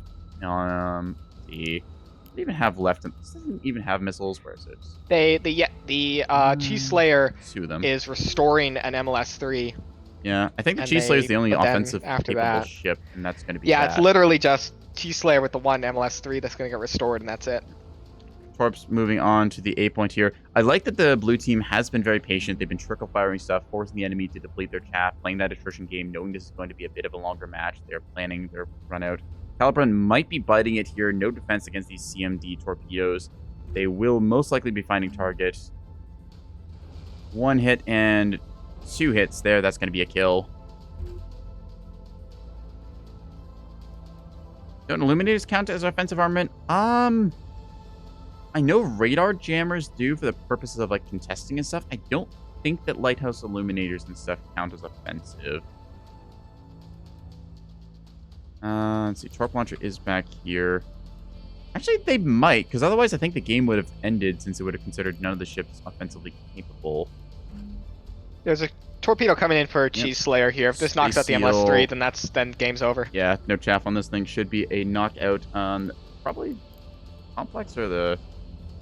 takes out the MLS-3, and there is... I'm not no sure why the source- game isn't over. I guess it's counting the lighthouse as effective. I guess it... Yeah, because the lighthouse, I think, coding-wise, it's considered a offensive tool, kind of like jammers are. So, yeah. Interesting little one there. Bluey goes there. That's going to be that. Yep. So, G-Slayer surrenders. All right. Good game. Well played. Just check back in chat there. Liz had actually explained the answer to the neutral cap thing with both teams sitting on it. So when the flag responds, it's whichever ship was on it first. There you go then. GG's. Good technical plays there from blue team. Kind of the dirty tricks of the decoy containers. Nobody brought the intel assets, so they decided, oh, yep, that's got to be a real ship. Fire on target. Managed to seduce, what was it, 11 torpedoes or so?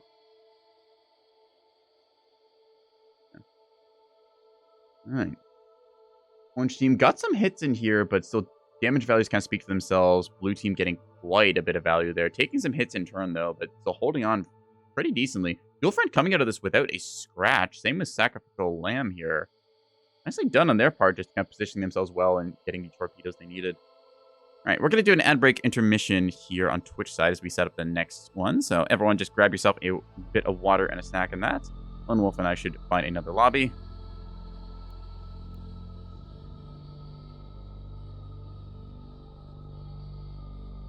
All right, intermission time.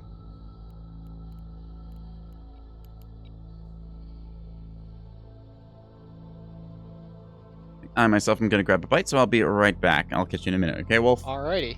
Yep, sounds good. I'm also going to take a short break here. 3-minute intermission.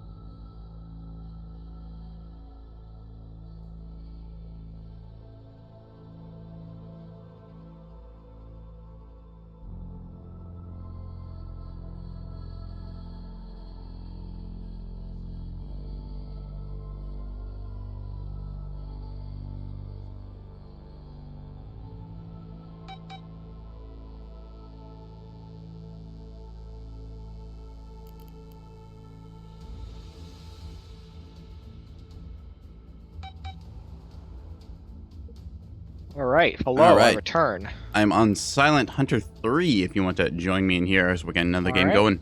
I will hop in. Oh, beep, beep. Yep, just put my headset back on. I heard it. I was like, oh no!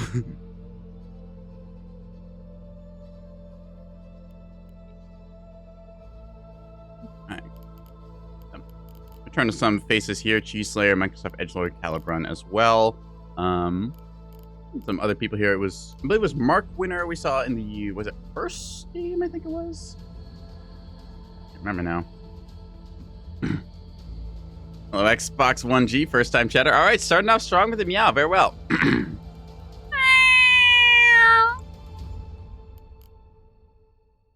Twitch redeems. Why do I do the silly things on the internet I do? I don't know. Next question. The song of the people to kick us off, and Exactly. grant good luck, have fun, Yeah. the whole lobby. Yeah. Like, if you just give very sad eyes to the enemy ships, they won't shoot at you. It's great.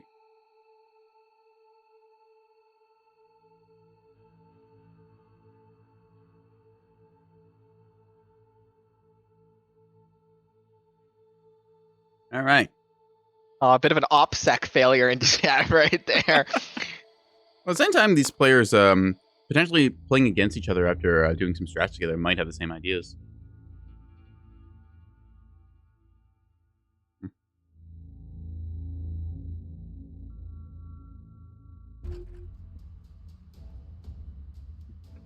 All right, I'm shamelessly eating pie. Lone Wolf, you want to do intro?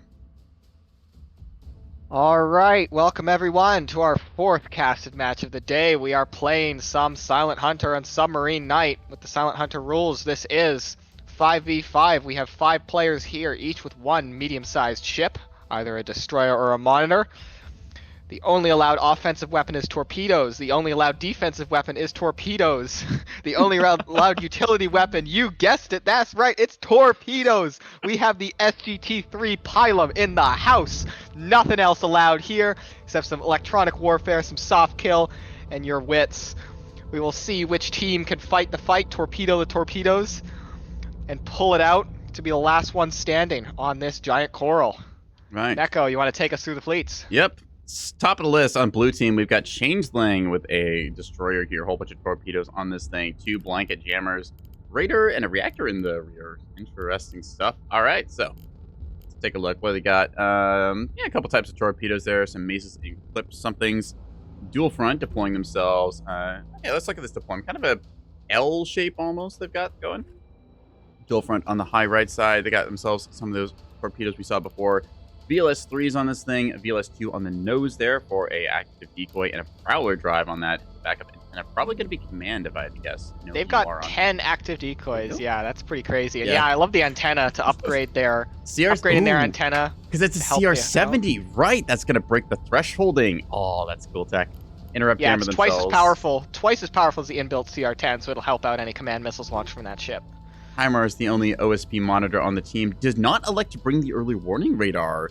Instead going with, looks like, pair of torpedo launchers on the side, lighthouse on the nose, chaff up top, and then the comms jam on the bottom.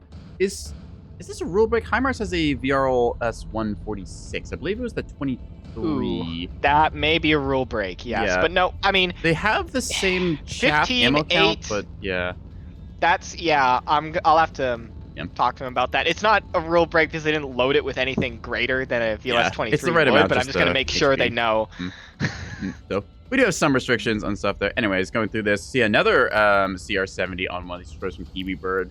Whiplash on this thing, interrupt jammer, blankets, torpedo launchers, and then a contract decoy launcher on the nose there, gaff on the chin. All right, so limited payload count there from Kiwi Bird. Only got, 12 torpedoes. Still pretty good compliment overall. And lastly, Mark Winner got a round of blue team, that nice, lovely ice scheme. We got that hang-up jammer on the snoot, torpedoes up And top the- and below, blanket chin. And the two Moss torpedoes in the tubes that we saw last game. Those Moss torps, those were active decoy at home kind of deal where they had the boosted. Was it self-screening jammer? Yeah, self-screening jammer for the Sphere one. Yeah. Vestal on Twitch asking, what does Drown the Catboy do? Pay 10,000 channel points and find out. 2 torpedoes spam act with wake secondaries there going towards the I mean, I don't know about you, but I'm saving up. I'm at 5,000. I'm halfway. We'll see soon. Oh, no. Vestal. Okay, decoy container going off here. We saw that do very well last game. We got here. Oh, Firebird redeeming. All right, very well. As you wish.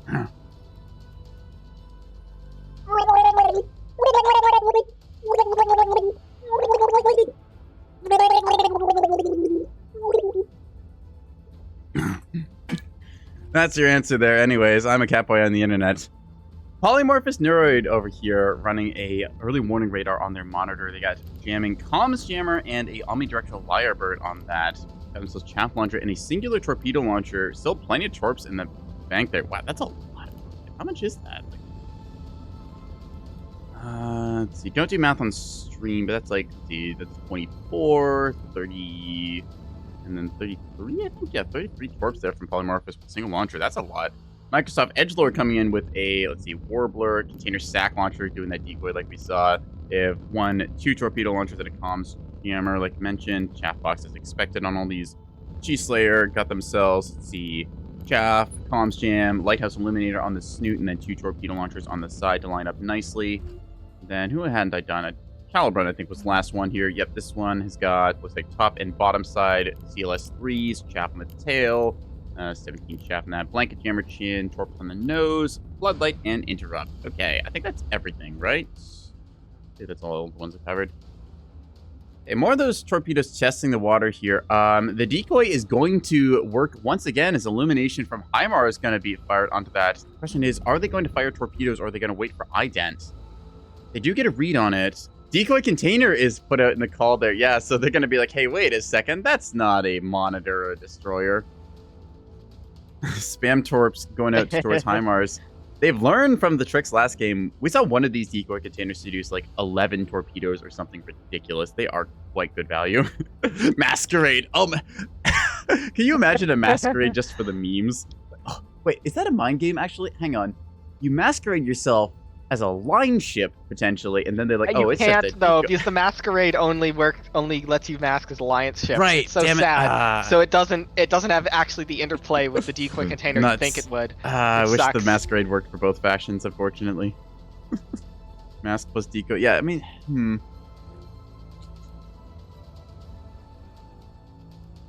They have the same thoughts that we are here. Okay, egg torpedoes out here. ARAD with axe secondaries going towards, looks like HIMARS with the final... HIMARS. Shame on you. I'm not saying that on stream. Screw you, dude. HIMARS is ducking behind cover there. They are going to get locked onto the chaff clouds. That should be fine. Space Seal torpedoes going out here. Looks like Cheese Slayer is going to step onto the point, grab the first flag, dropping 4 torpedoes in a chaff cloud in turn. I think that ARAD is going to find target here. We have some command torps. Powerplex is going out towards Changeling, who does not have a comms jammer. Uh-oh. Yep, that's going to hurt. 4 of those torpedoes going to find their way home here. Yeah, are they just dead? Oh, immediately dead. Yep. Immediately dead. Oh, no. That's why you bring interruption. Full greeting this for just having the blanket and then the 4 torpedo launchers there. That will immediately be a big uppies for the orange team here. Cheese Slayer does take a hit, losing their Illuminator. They got a bunch of restores. Yeah. Changeling can be like, yikes, can't win them all. Yeah, that's the risk. Going onto the point there, you can be a little more cautious. Try and like dive slightly on and grab that. Get what you pay for, I guess, is the call. Reactor Bloom gonna go off. Or no, Cell Cook-Off going off there. So not a big explosion. More torps trickle fired out here. Act ARAD Val. Honestly, I really like this combo here. The Act Seeker extended range 5-kilometer distance with the ARAD Validator. You got to turn your radars off really early for that. Otherwise, it will Valmem you. Alright. A couple of these torpedoes. These are not set to intercept. Huh? Look like those targeted the torpedoes for a second there. Oh, never mind. Out of fuel there. Mark, unfortunately, not measuring distance quite right. Space Seal coming around with the ARAD Act, seduce it onto the chaff clouds. So pretty big pick-off there for the orange team. They get a, like, how many torpedoes was that from Cheese Slayer? Yeah, they got some of their complement off, but still, that's like, you take out one of the bodies here, and then you start Lanchester's Lawing snowball effect, so it's going to be interesting where that goes. Cheese Slayer attempts to run this, is pointing their butt towards enemy. Bit of a risk if there is Wake Seeker. End of range Act ARAD's going to go after this on the Yas and M. No jamming to try and interfere with these. Last second comms jam attempted, but... Ooh, maybe they're going to go after Calibron instead. No! Oh, the Lucky Rock. Wow. Perfect positioning. I don't know if that was deliberate, but Calibron just barely mentioned to kind of dive, show, get down, Mr. President, drag those torpedoes into the rock there. Okay, orange team is going to make their way back onto their base here. That said, HIMARS and KiwiBurb are positioning themselves, knowing where the ship is going to go. They're setting themselves up to do an ambush strike here, potentially taking out Cheese Slayer if they're not careful. Up top, Polymorphous Neuroid is keeping an eye on this somewhat while they can. HIMARS is not detected yet, but KiwiBurb is. Oh, there's a close range engagement happening here with Mark. Oh yeah, and Doki coming across the rock. Oxy. Mark gets the first shot off. These are gonna go home. Act ARAD Val is good. Did not shut off radars in time. Valmem will catch that. Prowler Drive and Large Locker taken out. Spyglass. Ooh, that's important. The Spyglass radar is down. Mark is now undetected and has free liberty to just dump torpedoes as much as they please into Doki from point blank. Oh, the flag carrier taking a couple of hits. Flag carrier Cheese Slayer does take some hits here in turn. Return salvo fired off, and looks like, yep, Chaff going to seduce those, or maybe jamming? Yes, jamming from a KiwiBurb there with the interrupt going to be interfering with those command types.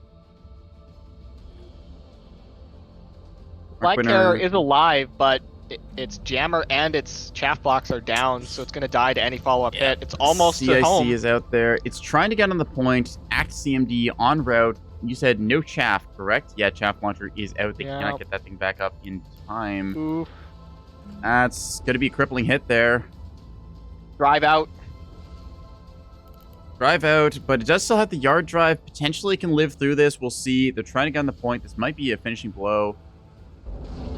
Pretty crippling shots there. A lot of damage on this thing. It's just so many torpedoes. There goes some blooms kicking off in a second or so. What is that? Yeah.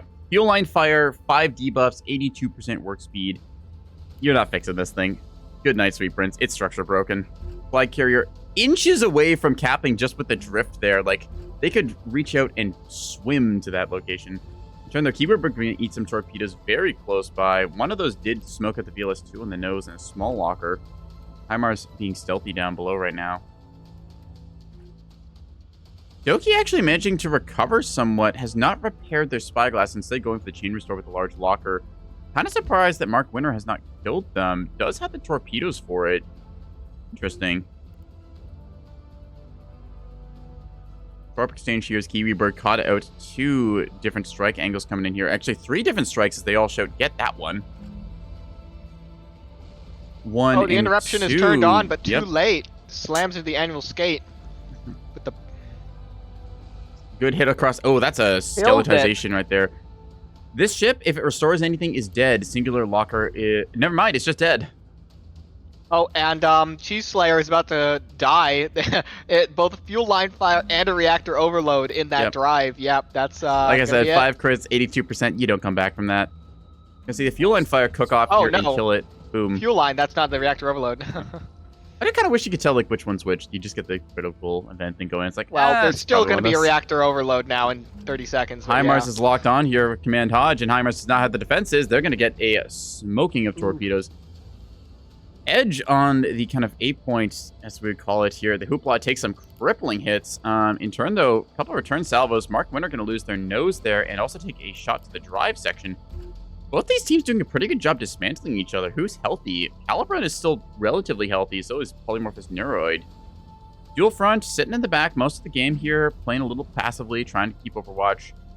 I think they're getting some hits out here. These cruise torpedoes doing a good number on whatever targets they find.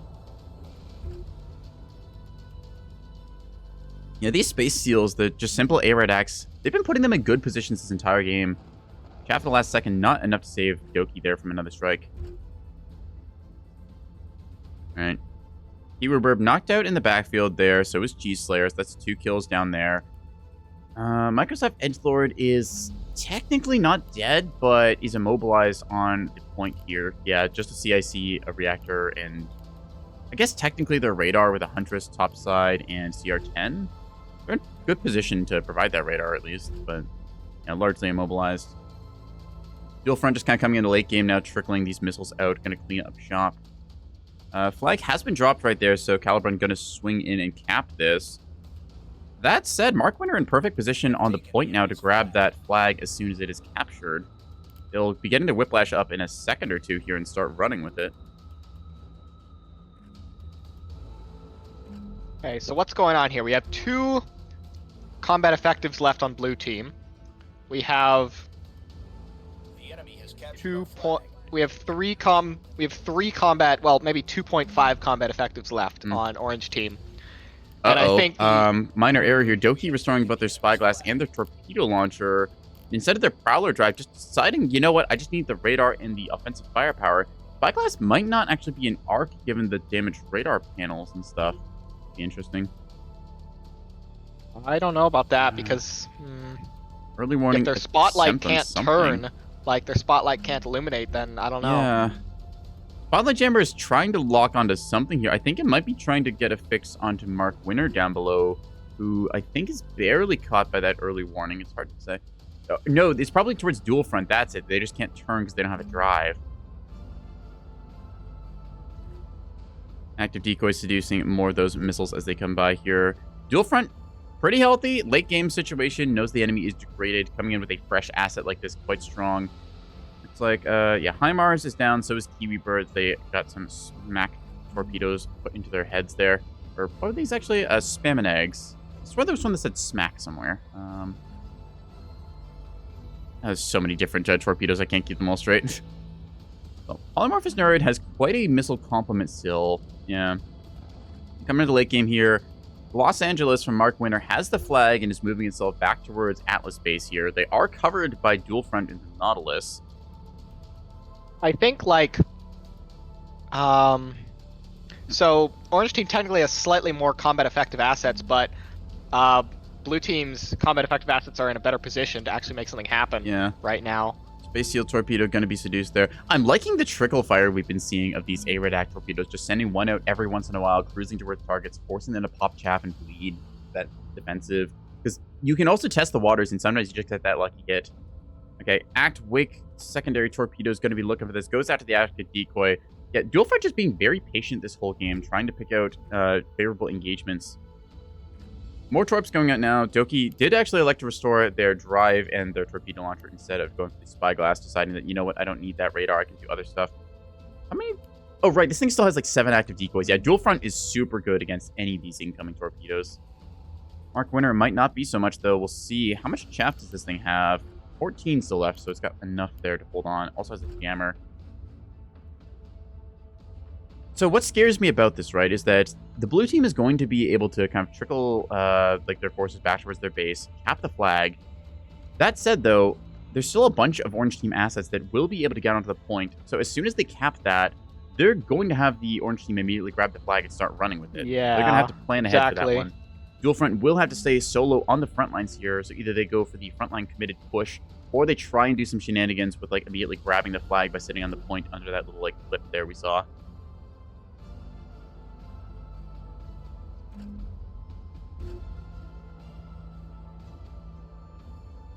Alright. Early warning radar is doing well enough. Keeping like the information warfare game into this later stage is quite important. You will still see all the way to their base, I believe, given the angling of this. Yeah, someone. Looks fine. Right. Atlas base somehow hidden down here. Calibrin coming out of the shadow of the rock, about to engage Dual Front. So, Missiles are programming. right, lock and track. Calibrin not electing to fire there. Maybe thinking twice about it. Firing their Jamming jammer out. on target. Comms jamming in return. Semi-active with a ARAD validator. I like this tech again. The semi-active seeker, 4 kilometers or the extended act for the 5K. That can be very good with the validator memory of the ARAD type. God, this game must be incomprehensible for anyone who doesn't play Neb. It's like, what do these words mean? I don't know. Check the AG. What's the AG? Acronym guide. Move on. All right, another one of these space seals. Honestly, just singular ARAD act doing quite well. Just launch a torpedo every once in a while. I believe that was double chaff from Calibrin, so good value there. Just trickle fire in throughout the game.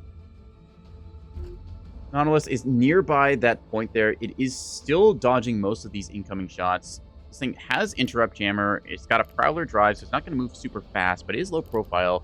CR-70 tech there for the good command torpedoes when it eventually fires them, which I think Dual Front has been saving. But no, they're down to just space seals, so they got 3 of those ARAD acts left. Ooh, hang on. Doki actually getting the illumination arc here. There we go. That's going to be a SAW ARAD validation. Going to find the Nautilus there, drive snipe on And it, here and VLS-3 as well. Here comes the spam and eggs. That's No a good interruption. simultaneous strike. Interruption Nautilus, could have been oof. turned on, but it was not. And now that's another asset down. Orange team swings it back. Despite the initial cripplings there, they're doing pretty decent now. Again, blue team suffered an initial loss there with Changeling, unfortunately, walking into the point and getting clobbered by incoming torpedoes. Then the sudden reversal as multiple assets kind of picked off. Then it kind of swung back into orange team's favor once again now. Mark Winter's going to be able to cap this flag here, but the question is, do they want to? Polymorph is nerd. If they're smart, think will it's just too- break off too here and late grab to that stop. flag. The enemy has captured our flag. Yeah. Potentially Calibrin turning around now, maybe going for the flag cap instead. Ollie puts out a torpedo. Bit of a wide seeker, this one. ARAD act, and I don't believe there's chaff firing. No, does not look like it. Oh, Mark calls it. Yep. That's going to be that. They managed to secure the flag, but they realize they don't quite have enough left here. Yeah. Too much here. They know that by the time that they get back with the Nautilus from Dual Front being crippled, the enemy team will be able to grab that flag and then run all the way back to Boxer Base. Mark Winter with that Whiplash Prowler setup, just not quite fast enough to catch up to them and do anything. You're now listening to Spiker on Scope 1023 FM, walking him real good. GG's called as Dual Front takes 1 more torpedo hit.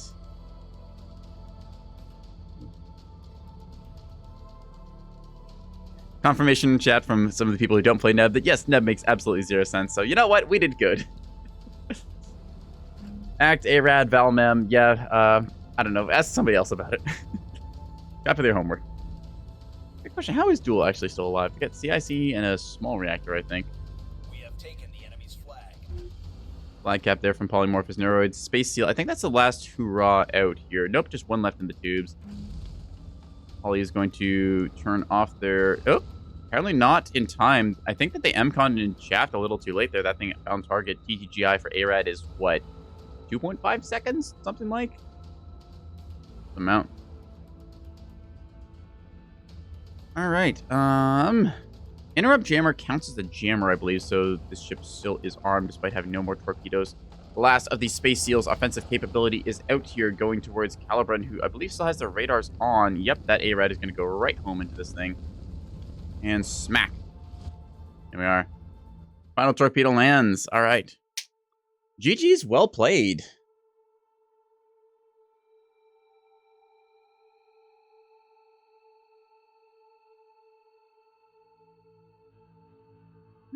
Heck-P finisher. They actually brought the Heck-P... Oh, right. Because, hang on a second. What was it? Calibran had... Yeah, they had a Heck-P torpedo, which I guess... Yeah, against a destroyer that would have the armor pen to technically work. GG, well played back and forth with that one. Loving the tech coming out here. All right.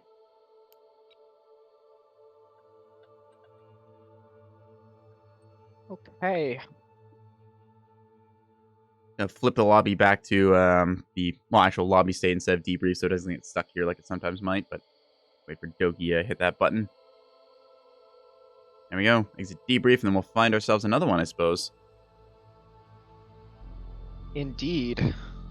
I'm probably good for one, maybe two more, and then All I right. gotta go. Understandable. I can keep solo casting a little bit here as long as there's games up. Silent Hunter 1, let's try and go fast. Quickly join it. Sub. Go. All right, I got the slot. You're good to go in here, Lone Wolf. Say again, sorry. Fight Night, Silent Hunter 1. One, alright. I'm holding the slot down, but the beep beep is loud. I can finish my pie off now. Ooh, cool. Reminder to everyone between these matches to drink some water and get yourself some food.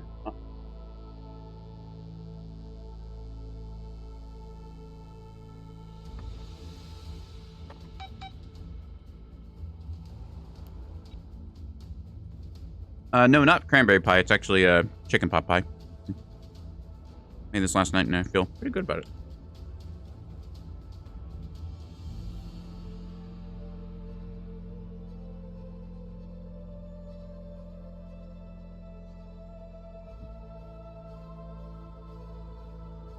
Yeah, Heimars had the chaff box. Lone Wolf, did you message them about that? Thank you for the reminder. Only because Harness Heart over here said, much chaff, much good. And I was like, oh, right, chaff box.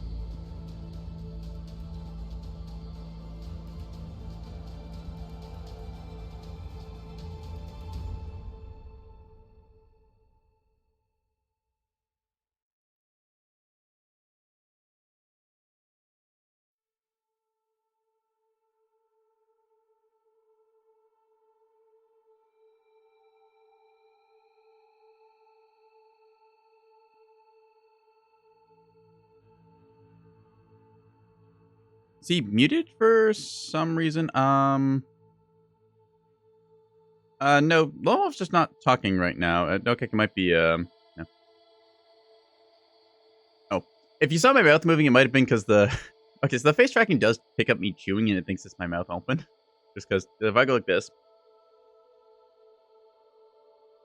See, right? Like, that's me with my mouth closed, so yeah. Face tracking's not perfect these days, but yeah. That was the sound of me having my mouth full, so I didn't want to go. Right. Sorry, I can't like talk and type at the same time, really. So like, I was typing to Heimars. What? Yeah. Sorry, what's going on? So I was reading off Twitch chat there. I think they were thinking that I was muted or something, but no, it's just because my face tracking thinks that I'm it thinks that I'm talking, but I was actually chewing, so it looked like my mouth was going pop, pop, pop, pop.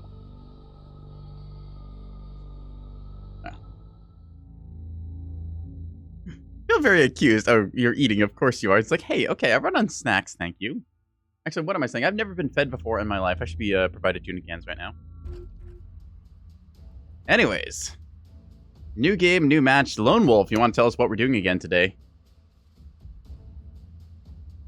All right, welcome, folks, to our, is this 5th casted match of the day? 5th one, This yeah. is Submarine Night. We are playing the Silent Hunter rules, which turns Nebulous into a submarine simulator.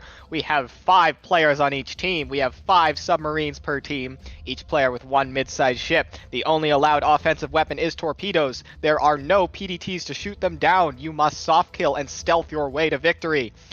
You must either grab 2 flags from the central facility or defeat all enemy targets.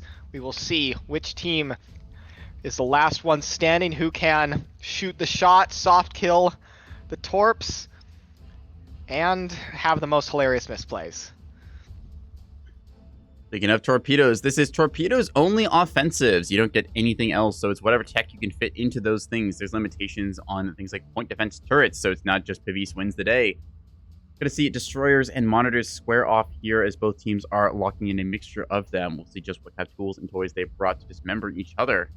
Looks like we got a pretty cohesive deployment from the orange team versus the blue team here, kind of spreading out themselves a little bit more. We've seen some nasty flanks get very good effect on target here, just because when you jam from one angle and get an offset, suddenly it changes around a lot of gameplay.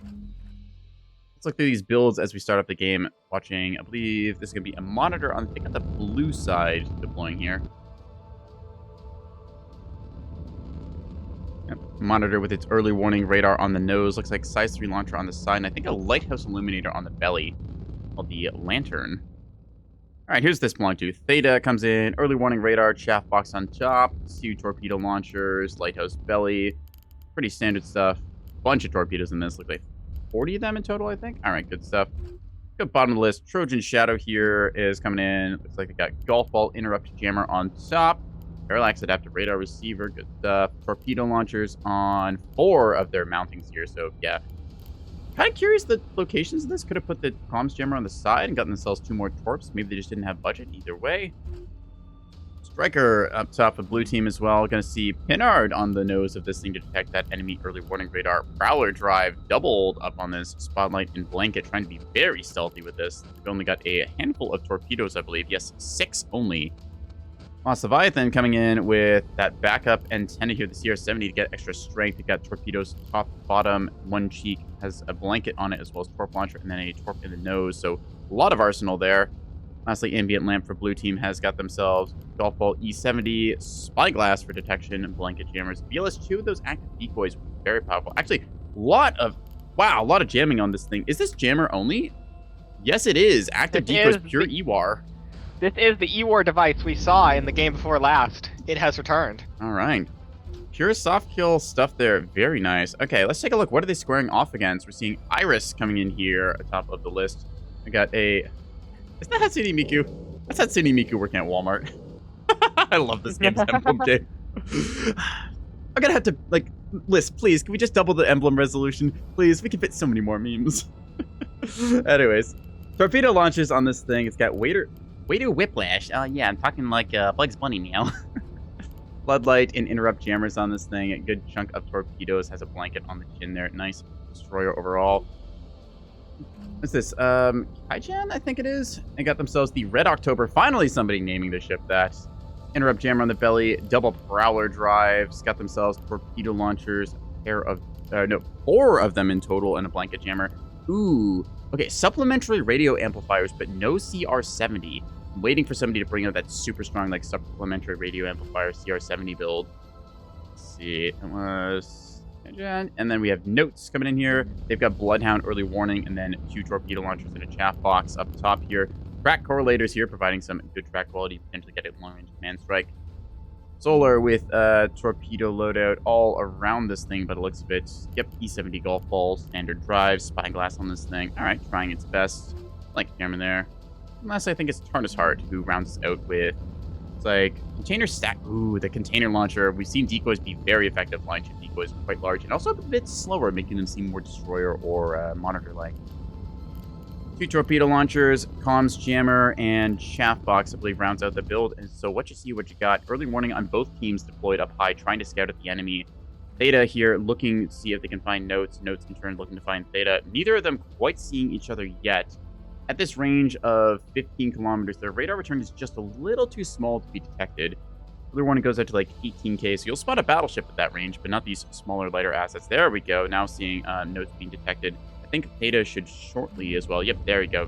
Briefly gets pinged, but the angling changes slightly, affecting their radar return. Tried larger badges, breaks the network. Oh, that's unfortunate. Damn. Thank you for trying, though, Liz. We appreciate it. Neko, how's the ocean? Wet. Lost Leviathan splashing around somewhere around here. Where is Levy? There we are, the exile down here. If everyone is expected to take command, nobody will take command. It's tech. Yeah? We'll see what kind of torpedoes people have as they start firing these things off. Command has proven to be very powerful, assuming it can get past the Warbler and the Interrupt jammers. Depends what they're going to do. Looks like we got Ambient Lamp with their EWAR device blitzing towards the facility here, trying for that early game cap advantage.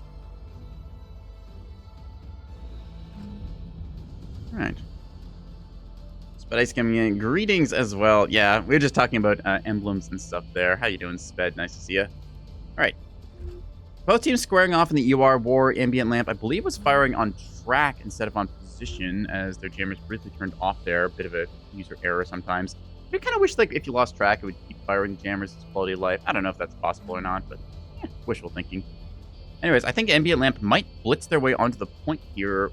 Question is, what happens immediately following that up? We're seeing already some torpedoes being fired out here. These are act with wake validation. I think those are just going to get There's also scrambled. some commands coming out from Iris.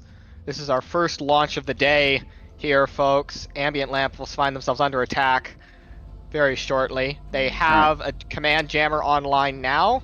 Going to soft kill that portion. If they drop some chaff, they should also soft kill the rest. I think the CMD Hodge might be the most important thing here, because as soon as they get close enough for that, yeah, there you go. The jammer does kick off there, so these Home on Jam are going to go right after this thing's 4 blankets. Act Wake is not going to find it, but these Hodge will. The Hodge! Crunch. Oh, no. Good impact here, takes out Small Walker and 2 of the Scryer blankets. Too. Yep. He has a Scryer too. There's no excuse for that. Yeah. Yeah. I think part of the problem would have been, like, if they'd shut down their stuff, then maybe they were worried about the Act Wake, instead guaranteeing that those Hodge are going to find their way into the nose. All things considered, though, it's a small loss. Yeah, small They loss. didn't You lose lose too 2 much. jammers. You still got 2 more in the back of the ship. More of these torpedoes fired off here. Act with wake validation, knowing what's on the cards here. Liking this cruise tech people have been running, so your seekers of direct type don't kick on until you get to like the target angle. Might actually be able to snag this ship here, depending on what type of act seeker this is. No, unfortunately. Oh no, it's steerable. It might snag it. Let's find out. Just barely gets. Ah, that's cool tech. Seeing that trickle just outside of the jamming cone. They looping it around, yeah.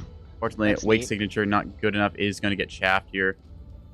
Ambient Lamp takes first flag here for the moment. More of these torpedoes going out. Wake with act validation. Yeah, that's where we're at right now. I mean, people do bring flares in this game mode, you know, a Yeah, lot more it's, often than the than in regular Neb. So I can got see some it. credit. You know, I think honestly, wake with act val. I've tried this before. If you get cruise on that, maybe like you don't set it to reject because it will just never register then. But if you can kind of like detect the enemy's like spaceship trail and like snake around them, maybe that could work. Command missiles going out here with Hodge. They know that the jammers are active. Will Ambient Loop MCON this or not? If they shut down... Yep, okay, blanket jammers are off. Interrupt jammer is not on. Hangups are trying it. There goes the interrupt. Let's see, is this on. good enough? Should command be all will right. fly They go straight. dumb. If they move, yeah, yep, he's fine. There you go. Just need to drift. Nice. Oh no! Last second changeover. No! Oh! Started jamming. Fudge. Agreed. Yeah, you can't. You got away from the pass before you do that. Oof. Lost all 3 blanket jammers, so you can't make that mistake again now. Has a singular one left, so I guess there's benefits to bringing 4. There's 4. Yep. Oh my gosh. More of the CMD Hodge going out here. These will be soft killed by Ambient Lamp's command jammer, but the home on jam is going to go out to Lost Leviathan right now. Levy, watch out. You've got incoming torpedoes. These are going to go right onto target there. Chaff at the last second won't help you. No, just 1 good hit there. Others running out of fuel. Still Prowler drive and Takes the out radio the amps drive. go out. Also torpedo launch. All right. Now, interesting thing to think about here, right? with the line ship decoys and stuff. I'm noticing the kind of like pathing put around here. What if you just parked like a pair of those things kind of like across the top of the facility, just have them dance around there? Because they've got a lot of fuel time, right? Like 20 kilometers or so? Perhaps, but wouldn't the enemy just mark them as dead and then They forget would about mark them as dead, but the Seekers might still go after them. Right. True. Fair, that could be some tech. Note's going to get Got some more focused down over here torpedoes. as we see Command Yeah. and some SAW types going this way. Illumination on target. 3 players striking at this orbital asset. This is a Fast cruise out. torp, they say, which is most definitely not. Chaff seducing. Some of the stuff illuminated here. Note's going to take Not one everything. hit. One hit immediately takes out an MLS. Yep, jury-rigged reactor going and off as well. jury-rigged Reactor overload. That's classic jury-rigged reactor. Ambient lamp in the background going to be taking more torpedo strikes here. Not sure if they're going to get struck or not. No, these are command and they do not have their comms jammer up. That's going to hurt in a second. Uh-oh. Yep. They don't have a comms jammer. Yep. You forgot. Oh, out of range. Out of range. That's some great backpedaling there. Saves the ship. All right. Well played from Notes. Yeah, Note's barely managing to make it. I looked away from that because I was like, oh, that ship is so dead. But yeah, should be able to survive with that jury-rigged reactor repair.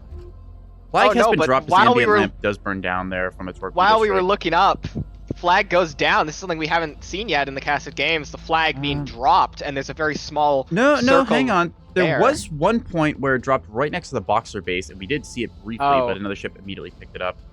Exile from Lost Leviathan is But getting here- continually torped. This is interesting because now Orange Team needs to push into Blue's zone to grab that flag. Blue team well positioned above, trying to pick off Notes here, who's currently running. I think the call might just be to leave Notes be and then collapse from above, because you know where the enemy team is going to go.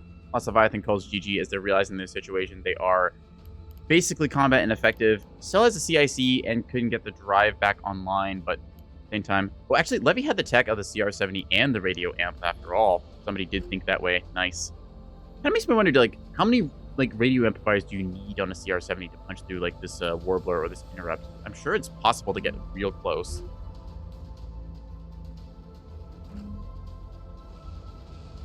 Levy takes a further blow there. Yep, CIC, just a small... Yeah, Levy all but completely killed out. Torpedoes going towards Solar on the point here. Solar going to be taking some more hits, loses the front and the midsection there. Orange team taking some hits here in turn. Tarna's Heart, you see, for example, has been all but completely skeletized on this thing. Still alive with a Citadel on a reinforced drive. Doing what they can with one damage control team who's currently working overtime. Solar, we saw it got crippled midsection. Notes had to give ground. If we're counting it up, we have 3 combat capable assets from Orange Team, and we have maybe 2.2 or 2.5 combat capable Yeah. assets on Blue. Theta can put Lantern, themselves back together with their bulk mags and Yeah. stuff, but it's gonna take them a minute. Solar, they're all but completely killed out. Let's see, Curtain Shadow has still got torpedoes. Let's take a look at Striker. Striker in turn has one singular torpedo, right? Striker was only bringing one bag of corpse, selected to go with other utility assets. Actually, this is a rule break. This is a bullseye lock on this ship here, the Void Shark. So Wait, what? Yeah. Wait, who is the bullseye? Void Shark from Striker. It's not supposed to be allowed.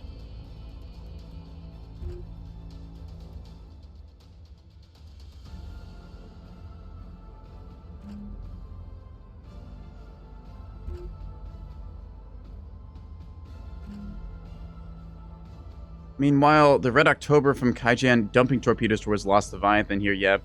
So, unfortunately, we got that situation there. We do have rules about what assets are allowed or not. Pinpoints and bullseyes are not allowed, but you can use the parallax radar to lock. Lost Leviathan will go down to torpedoes here. Yep.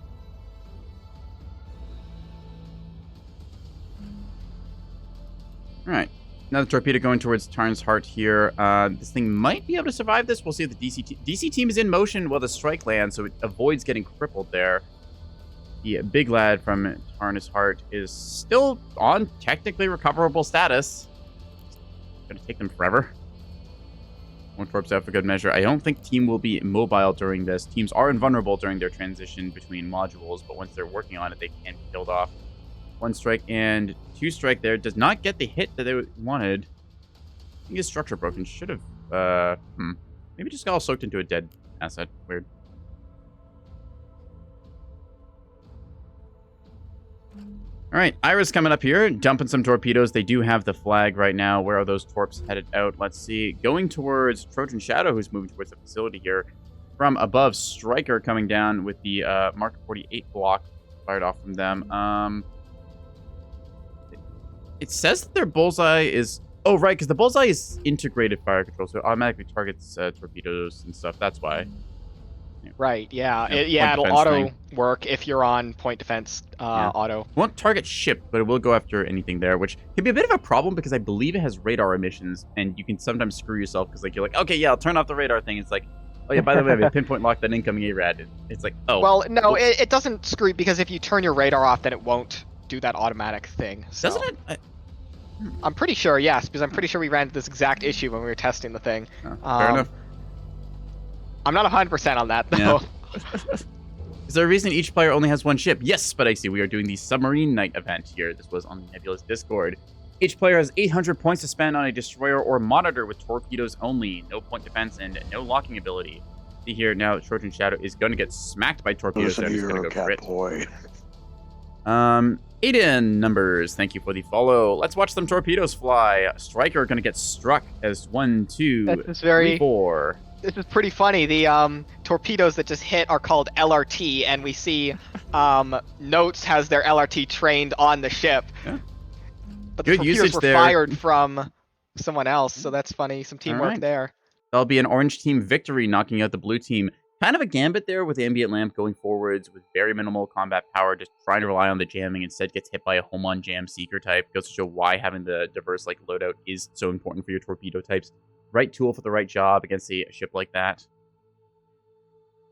Nothing else with the Hodge type. You force them to turn off their radar, allowing ACT to go through. Made a severe lack of judgment. I take back my mean statement. I will answer to :3 with that. Also, Levy, you have your homework to do. I'm going to say that to them. Now, finish your art homework. Well, inside joke that will be revealed later. All right. Wolf, I think you said this was going to be your last one or so?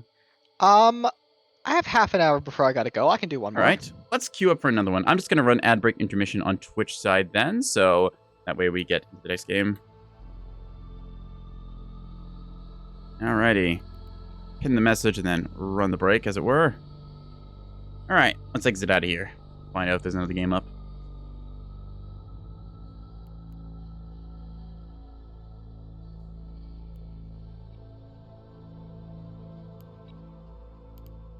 All right. Anyone in audience right now, periodic reminder that if you would like to play, you can head down one voice channel to the general VC, where your vassal will be sorting people into games. It's like Fight Nights 2, 3, and 4 are currently full. I see the Submarine Weekend event one is getting... I'm going to poke my head in there to see if Vastal's sorting players or not, or if it's just pubs. I think I think it's just Voodoo Fan doing that. Okay, so no Vastal. Probably number 1 then, I'd assume. Let's see, where is the Vastal? Looks like they're organizing another match right about now. I'm just gonna bet it's gonna be Sub Night number 1, so I'm gonna go in there.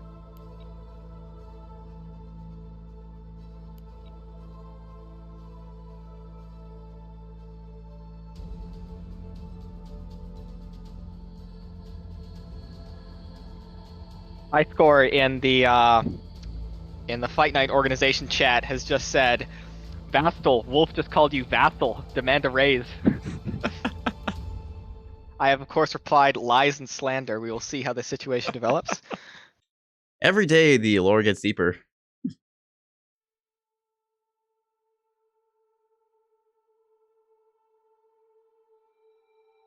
Oh, You're here's not allowed to make mistakes while I'm in the audience. Make a mistake, I'll terrorize you for it. It's true. A high score has entered the channel. the gauntlet has been thrown. No mistakes. All right, low score. I'll be sure to keep that in mind.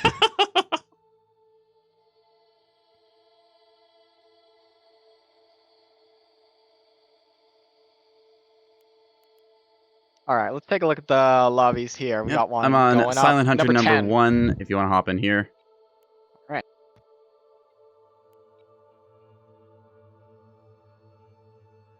Looks like similar people the last game. Yeah.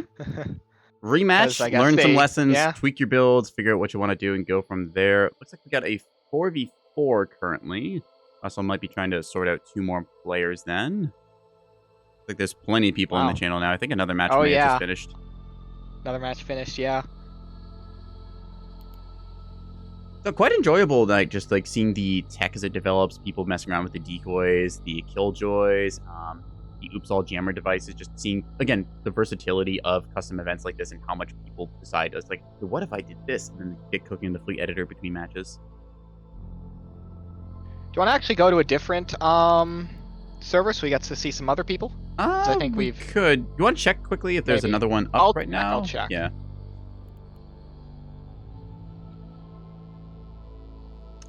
You're learning so far as you keep accidentally M-conning at wrong time for your saws to miss because your illuminator turns off too. Yeah, that'll get you. Sometimes you have to manually go through the motions and like turn the radar button off and then turn off your blanket jammers and other things there. So M-con button is convenient for those moments where it's like, oh shit, I gotta turn my radar off, but it also does shut everything else off, so we've got to be careful about that. Still very glad that we got that function. It's quite convenient rather than dealing with like a dozen jammer fire orders I gotta clear and then like make sure I shut my radars off and clear my bullseye fire lock orders. Yeah. Alright, there are no other lobbies whose Vassal's still organizing this one, so I guess we can go ahead with this one. Yeah. And yeah. Let's see a rematch of some stuff here and see what we get. Yeah. Fun. Still confused constantly. Ah, yes. Squeeble's one of my moderators who does not play Nebulous. Don't worry. Most people who play this game are also confused. Actually, that's a good question, Lone Wolf. Do you know anyone who actually knows what they're doing in Neb? That's a good question. It's hmm. very hard to know, honestly. Yeah.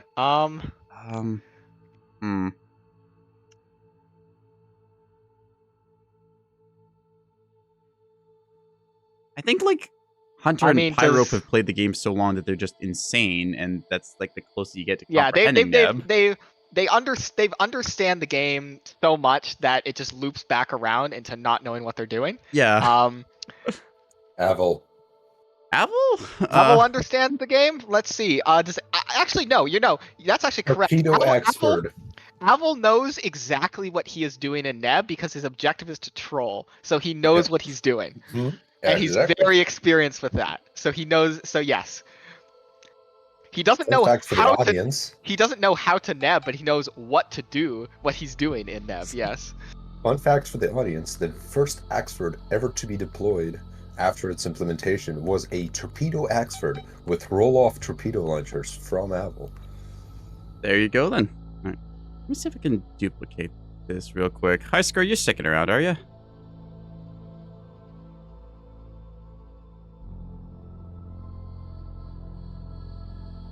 Is Scar sticking around? I can't actually tab out right now. He just went back to the audience. Dang it. I don't know. High Score, if you want to stick around and keep this party going after I got to go after this game, that would be. You could do that. Yeah. What am I supposed to do? Insult all the participants? I can do that. Maybe. I mean, we have Neko streaming, and we've we'll have been going for like 3 hours at that point. So I'll probably just end the event, and people on the stage can just hop over to Neko stream if they want to continue. Yeah. I can insult my way through a match, I think. Need to. Live editing this has never totally gone wrong before, right? Surely not. Where's the text source? There we go. All right. There we go. High score. Yeah, select and then font size 100 or so. Whatever. It's fine. I'll just put your username thing there. All right. It's a lot easier when I get the group mode, but it doesn't work for calls like this. So there you go. All right, perfect. You've got a name tag now. Congratulations. Oh, no. There we go. All right. Lone Wolf, what are we doing today? All right, welcome everyone to, I think this is our 6th casted match of the day of Submarine Night, the first one in a long time. We have 10 players in here, 5 on each team, each player with a mid-sized ship. filled with nothing but torpedoes, and more torpedoes. The only allowed offensive weapon, defensive weapon, utility weapon, you name it, it's torpedo time. We've got no PDTs to shoot these down, only your stealth, your soft kill, your smarts. We'll see who is last one standing or who can secure 2 flags in this match. We have Notes, Solar, Turnus Heart, Lost Leviathan, Ambient Lamp versus Potatoish, Striker, Theta, Kijan, and Iris. Some of these players are returning. We've seen them in the previous matches. We've seen their tech. We'll see if they can learn from their mistakes and not get completely annihilated upon rounding a rock in like 5 seconds like Changeling did last time. Sorry, buddy, but you're never going to live that one down. By name. Very, all right. Waiting just for Ambient Lamp to lock in and ready up. Twitch has requested the song to people very well.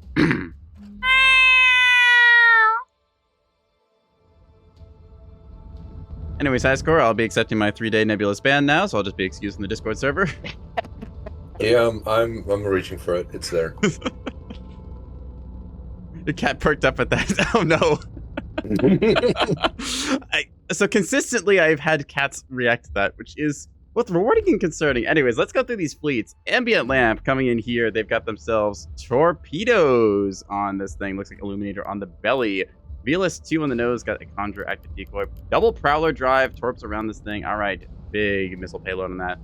Lost Leviathan coming in with the antenna tech here. Triple supplementary radio amplifier in the CR-70. Someone's trying it now. More torpedo launchers on this and a blanket jammer. Chaff box on the chin is expected. Notes coming in. Early warning and Bloodhound monitor here itself. Crack correlators, quadruple of them. Get that almost as good as you can lock. 2 torpedo launchers and a magazine with 32 of them. All right. Solar comes in. Let's see what they got. Interrupt, jammer, blanket on the chin, a bunch of torpedoes as well. Looks like 4 launchers. Yeah, 2 of the larger ones, 2 of the smallers. Lastly, Tarnus Heart last on their team. Got themselves the container stack launcher with decoy line ships. Bombs, jammer, torpedo launcher 1 and 2, and a chaff box. Oh, Feel 146 again on this. Okay, Tarnus Heart. I see it. They've only got 22 in it, so it's fine, but I'll just leave them a note like I did Heimers, so. We do have a rule on this. There's no bullseye or pinpoint locks allowed. You can use a parallax. We do try and limit people down to a VLS 1-23 so that you get only enough chaff to basically deflect some of these. Anyways, let's take a look on the other team. Orange side, Iris coming in, comms, jammer, floodlight illuminator on this bunch through jamming potentially, or you saw strike. Themselves 1, 2, 3 VLS, 2 canter launchers on the top and bottom there. Interrupt floodlight, like I said, chaff box, blanket jammer. Pretty normal looking destroyer for this. Red October returns. Blanket, interrupt, 1, 2, 3, 4 torpedo launchers, double prowler on this thing, and does have the radio amplifier tech, though not the CR-70. Data Wish comes in with a monitor, this thing, lighthouse eliminator on the nose, and no chaff. That's risky. Just a pure missile brick trying this. Has torpedo AMMs, though, apparently, so we'll see if that ends up working or not. Striker coming in here. They got, let's see, the Void Shark has VLS on the nose, canter launcher top bottom, pretty common. Active decoy launcher on a cheek, interrupt jammer, chaff box, and blanket. Parallax radar as well. Lastly, Theta rounds out the team. Spotlight illuminator, pinard on the nose of this thing. Has Intel Center, actually kind of interesting tech this time. Identify the enemies a little bit. Not sure if that's worth the 90 points in a 800-point game, but still nice to see buffing the team. Double Prowler and a bunch of torpedo launches on this. Has chaff and spotlight, so hiding up top here, very vulnerable to command, but could also do some cool stuff. All right. People begging for deck guns of 100 and 120s. Lone Wolf, do you have anything to say about that? Allow them as long as they get to surface before shooting them. How about we allow them, but only if you are at the top of the map. Yeah. If you are if you're within 8 kilometers, let's say, of the surface, you don't get to use them. So did you just amusement parks where they have the height requirements? You must be this high to use your deck guns.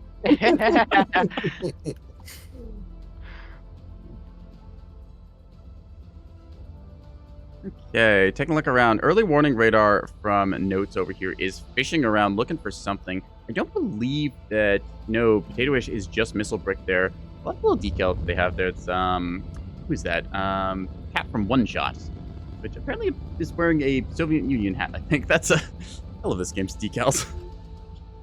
Anyways, no early warning on the side of the orange team, but they are trying to rely on their intel center buff to maybe identify quickly. So, Nico, that was it. Going low is Solar heading towards the facility, kind of navigating through these underwater trenches. Deck guns are heretical. You will be torpedoed and like it. Also, if anyone's wondering, like people mentioned in chat here, I do have the VOD from last time I ran this, which was about a year ago. Glad to do a return to Submarine Night. We see players have had time to cook and come up with some new toys in the time since. Also, some new stuff in the game, like the Warbler Jammer. Second defense making me feel old. All right. Orange team kind of doing a spread out across the area here. We see Theta kind of hanging very far back here, possibly too far back. I mean, they don't have comms jamming, so they are vulnerable to command missiles. At the same time, I feel like this is maybe just a little too close to the deploy zone. I think it's interesting that in this match, we've only got... Blue team is the only one with a EWR, so they're going to have situational awareness. But orange team has taken a forward position here around this rock. Potatoish is being a little bit bold here with no chaff whatsoever and just relying on their like mass of missiles. How many types of missiles do they have? Yeah, they just got the AMMs. Oh, okay. This is I don't know about this one, but I'm excited to see. You know, it's a bold play, Cotton. We'll see how it works out for him. Cruise missiles here, long ones, act with wake validation going out towards that, cruising gently over top of the rocks here. Here's the first test. The first test, it needs to work. AMMs, look at that. HE frag, torpedo, AMM, CMD act on these things. These will intercept at least one of these. There's one splat, oh, second one kill. one coming out. Yeah, that'll do it. Nice. Technically a trade up, I suppose, there with the one. This next one, CMD act, is going to find this other torpedo. No, swing and a miss. Miss. Just Another one coming in, though. Ooh, not a hit. They're firing these from MLS 3s, which... Oh, no. Oh, no. I think that's going to get through. Okay. Fantastic. Yeah, fucking glancing that works. blow. It blows off the little, drive shield wing here. These stubby little wings on the back. Does nothing else. Okay, somebody who made a lucky. gingerbread monitor, I gotta say, screw those things. They kept falling off. Oh, we got a torp that's going to smash into the station here. Someone call stable. I don't know if that's allowed. Well, maybe it's a military station. You don't know. Saber torpedoes saw Hodge secondaries, but no illumination going towards Striker. Striker is not emitting any jamming right now, so these should just get soft killed. Going right into a rock there. ARAD Act is also going to be misled into the chaff cloud. There we go. Deflection. The jig is up as Iris over here is kind of revealing themselves with their jamming. Early warning radar of notes from up above revealing this. Honestly, the early warning radar staying back and just punching through the jamming is such a strong factor here because you know where the enemy is. That can play a lot for doing cruise strikes. More of these missiles trying to hit Potatoish, but they're just constantly getting away with this. A couple of their AMM torpedoes are kind of getting wasted in the rock. Oh, we got a line ship decoy container and a torpedo going straight for it. Let's see if it hits or not. A command torp too. They will intercept. So we talked before about the idea of the decoy containers being used to seduce incoming missiles. Just kind of pilot them around in a circle and make them kind of throw the enemy for a loop. Long-term active decoy. Harness Heart will step onto the facility. That is 1/10 of Striker's command torps thrown into the decoy. Tarnus Heart, under attack here. Tarnus Heart gonna get smoked here. Not getting the Warbler through, or maybe they did and they just flew on straight with the Hodge. That's a lot of damage on the big lad. Or the Warbler was damaged in the first strike. Not sure, but yeah, that's a big oof. The ship is still technically alive, but with no way to defend itself. It's only a matter of time before these other torpedoes will come by and collect this kill. Flag carrier taken out, command offline, and drive disabled. Yep. By Iris, potentially but eating Iris it here. Hits. Whiplash drive, and Raider now starting to cook off. CIC is sniped on this. Does still have an Aux. There's the radio amplifier attack. Where's Lost Leviathan right now? Lost Leviathan with that CR-70 and the triple radio amplifier. I want to see if this thing is able to just punch right through a interrupt golf ball. First kill of the match as Tarnus Heart does go crit there due to a relentless onslaught of torpedoes from the two assets, Potatoish and Striker, put into position. This is also going to go critical from Fuel Line Fire and Bloom in about a minute or two. Solar is crippled, moving away from the point, but should be able to put themselves back together if they are not followed up on immediately by Striker in a second here. Blue team does get the cap, but is paying for it dearly. Iris takes some damage there and has to recover a little bit. They only have 1 restore, but I think that they'll be able to get their CIC back at least. They still have torpedoes. Ambient Lamps trying to put some work out. Rapier torpedoes. CMD Hodge going towards Striker here. Striker has comms jamming and is able to deflect these decently. You just need to stay in motion with the interrupt hammer. You want to make those torpedoes miss. One of them might not be. Saw Hodge going to find its way into the nose. Takes out a VLS-3. No chaff launched. Yeah. And the strike That's there, the power yeah. of a mixed salvo, yeah. Whiplash Drive, double up on this thing. Both of them redded out. Taking a whole beating worth of damage. And nose launcher there. More missiles going into Tarna's Heart. I don't think they realize that this thing's already dead. Solar, who is currently crippled at the moment, but sees Striker get struck as well. Gonna follow up now. CMD Hodge type, assuming that you do not have interrupt ball. They're going for that kill.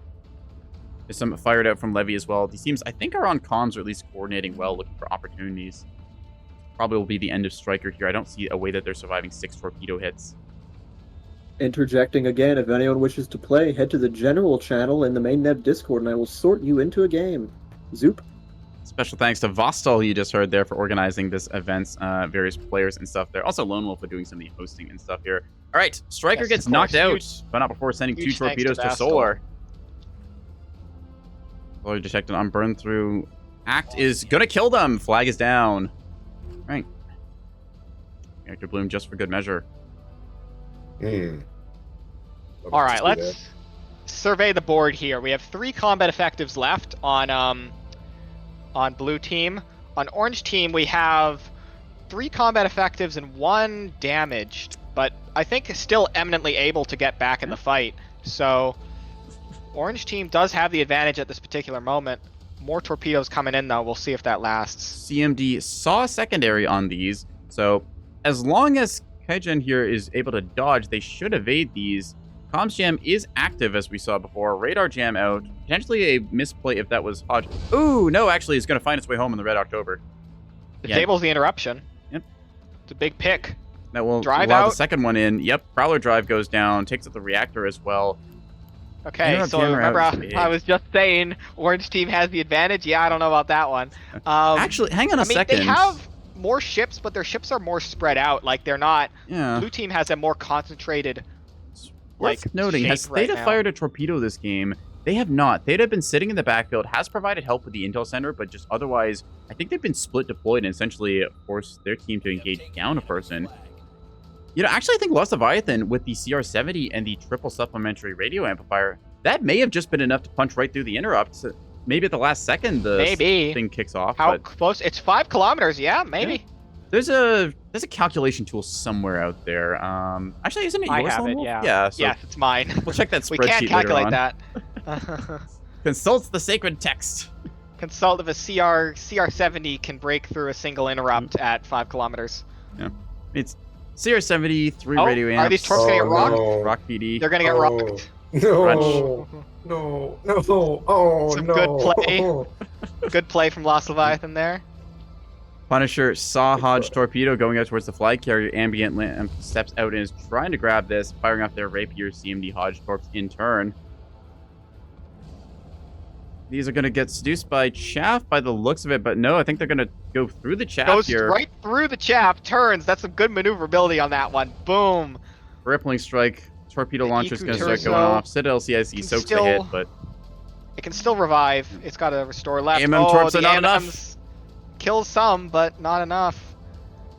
the Kursk over here is going to be losing its bottom radar panel. Its magazine is redded. No more firing for that thing. More torpedoes en route towards this. No soft kill for you. Levy relentlessly holding down the trigger, just chain firing these flail torps onto target. Kursk is rotating. I like, this is a cruise torp, config direct.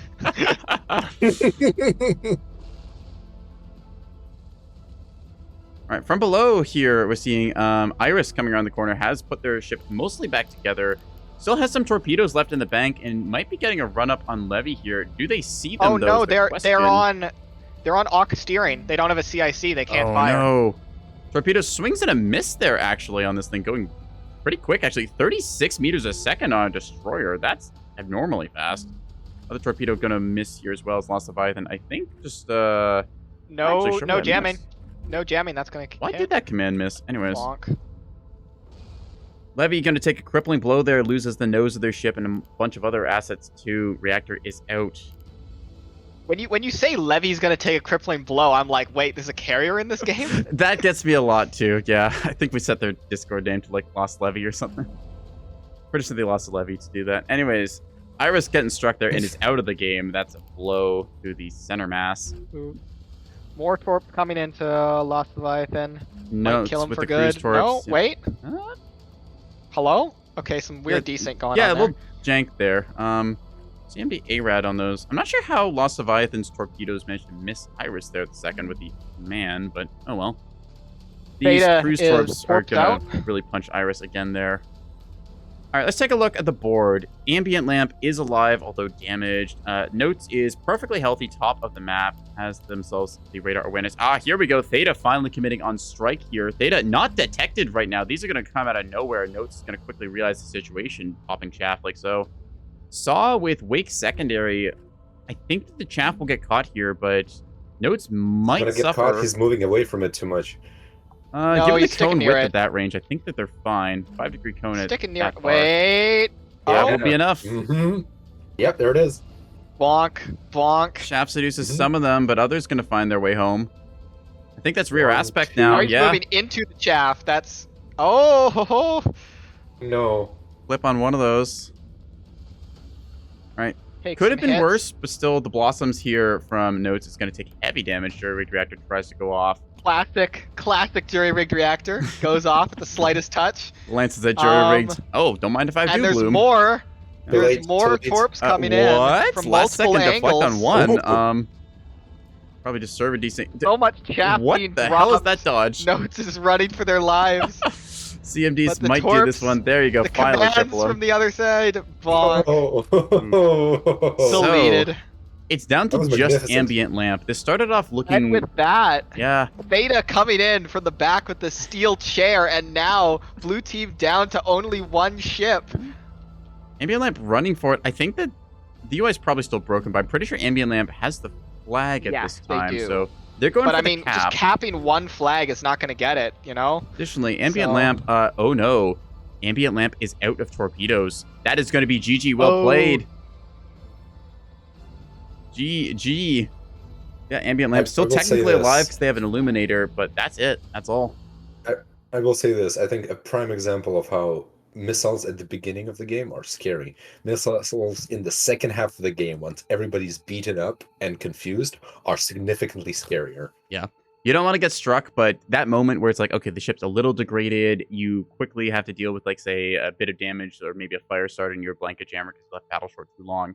Then you just get that moment as you see that Axe Seeker coming towards you and you look at your chaff count and you're like, ah, I'm just going to die. Oh, that was such a good match. They did really coming in clutch at that last second bit there. Like, they hung back a lot of the game, and I think it made their team suffer a little bit for it, but securing that last second kill there goes to show kind of like how staggering your ships out a little bit and picking those 2v1s as we saw, like, different torpedo angles forcing the responses. Just swooped in. Just swooped in from above. You die. Potato-ish with the AMMs. Those were kind of fun. I feel like they need a chaff launcher because, like, they got the 3 launchers already, and, like, no soft kill seems a bit too risky with it. Chaff is effective. Hmm. Anti-torpedo torpedoes are dramatic and look cool. We I will would definitely always give them choose the points for second. coolness, yeah. Alright. All right, I need to go shortly. So how do we want to do this? I will pile into a match, spectate, and stream. Yeah, All right, awesome. The fun continues. excellent. Thanks for coming out I'll and doing hand stuff with us, everyone- Lone Wolf. Yeah, no, thanks for streaming, helping me cast. Been great. Yeah, I'm just really happy this has all gone so smoothly, and we've had tons of fun. I think we only Awesome. had, like... No, we didn't even have anything break, actually. It's been actually pretty smooth sailing, yeah.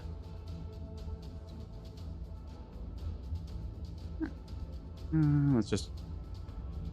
ready up, please. Yeah, the player's going here, and we'll get another match going. Fastall, I think, should be coordinating another one. Yeah, plenty of people on channel.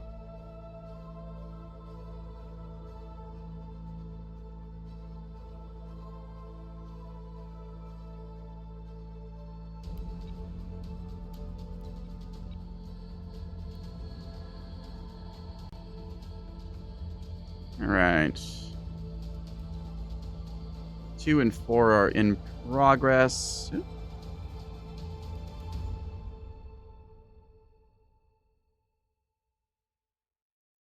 Yay.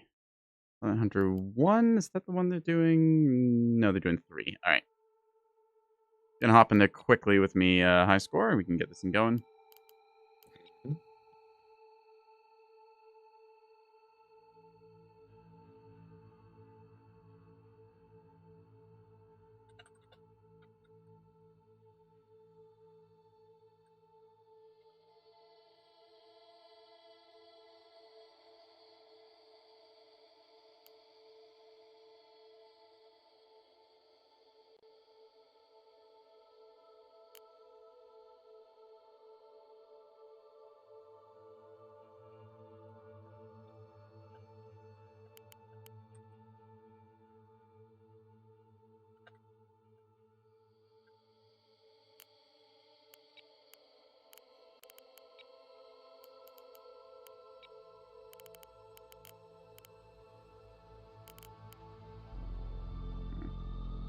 Okay. Oh, that's why. I heard audio and I'm like, wait, where am I hearing audio from? Who's your stream on Discord? I scored. All right. All right, I'll see y'all later. Yeah, have some a good one. future Thanks for coming out, matches. Wolf. See ya later, Wolf.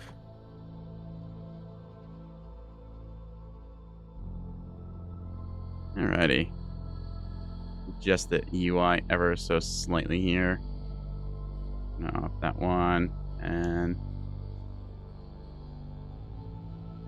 move you over a little bit with me then, high score. There you go. Mhm. Also, high score, as long as I have you here. Where's the credit for my damn memes? You still owe me. I'll credit, but not you. If you want credit, I'll give credit, just not to you. Understandable. Have a good day.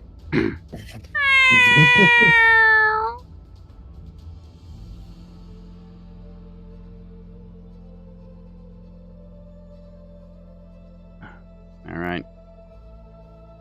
Couple new faces, couple old faces with this one, so we get a little repeat watching the players develop their tech as the game goes by.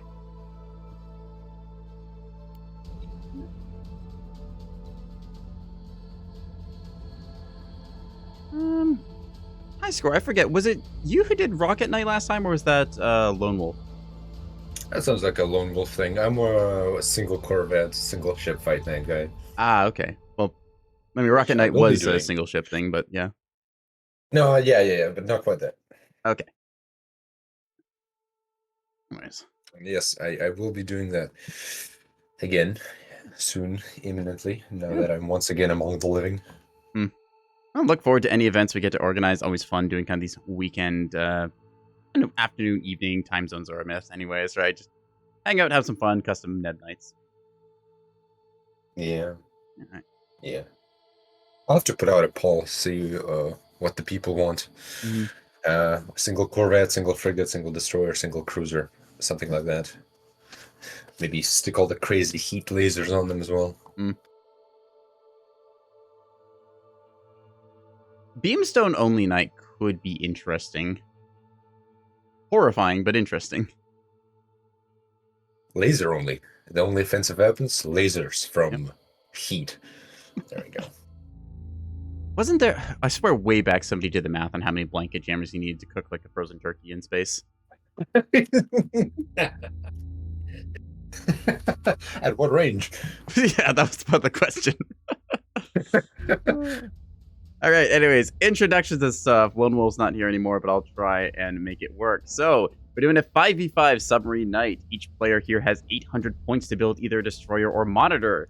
Only offensive weapons allowed are torpedoes. You're allowed utility assets such as comms, radar, and... just comms and radar jamming. You can also use illuminators. No need for dazzlers because the EO Seeker is banned just to keep things fair and balanced in this. Right, Teams coming in with their various assets in the blue trunks over here. We have Dual Front, Happy, Serial Dreamer, Napspan, and Nokek. Squaring off against them in the orange trunks, we have the Uncalled For, Iris, Notes, Changeling, and Lost Leviathan. Center flag here, so teams will have to capture the flag twice, grab it from the midfield, and then run it back to their base respectively. I don't think we've seen a cap victory yet, but most of this has ended in violence. You don't. Not with capture the flag. What it does, it brings both sides into a single place for a beautiful fight. The flag is a lie. It's psychological warfare. It gets you in one place. You don't win on flags. Well, I know exactly how you played on Blood Gulch back in the day. All right, let's go through these fleets, shall we? Dual Front coming in with the Destroyer. The Nautilus makes its return. CR-70 antenna on this thing. Itself, torpedo launchers, interrupt jammer on the nose, giving you kind of Rudolph the Red-Nosed Reindeer look to it. It's got a VLS-2 on the side for active decoys, 10 of them, no less. All right, a whole bunch of torpedoes here.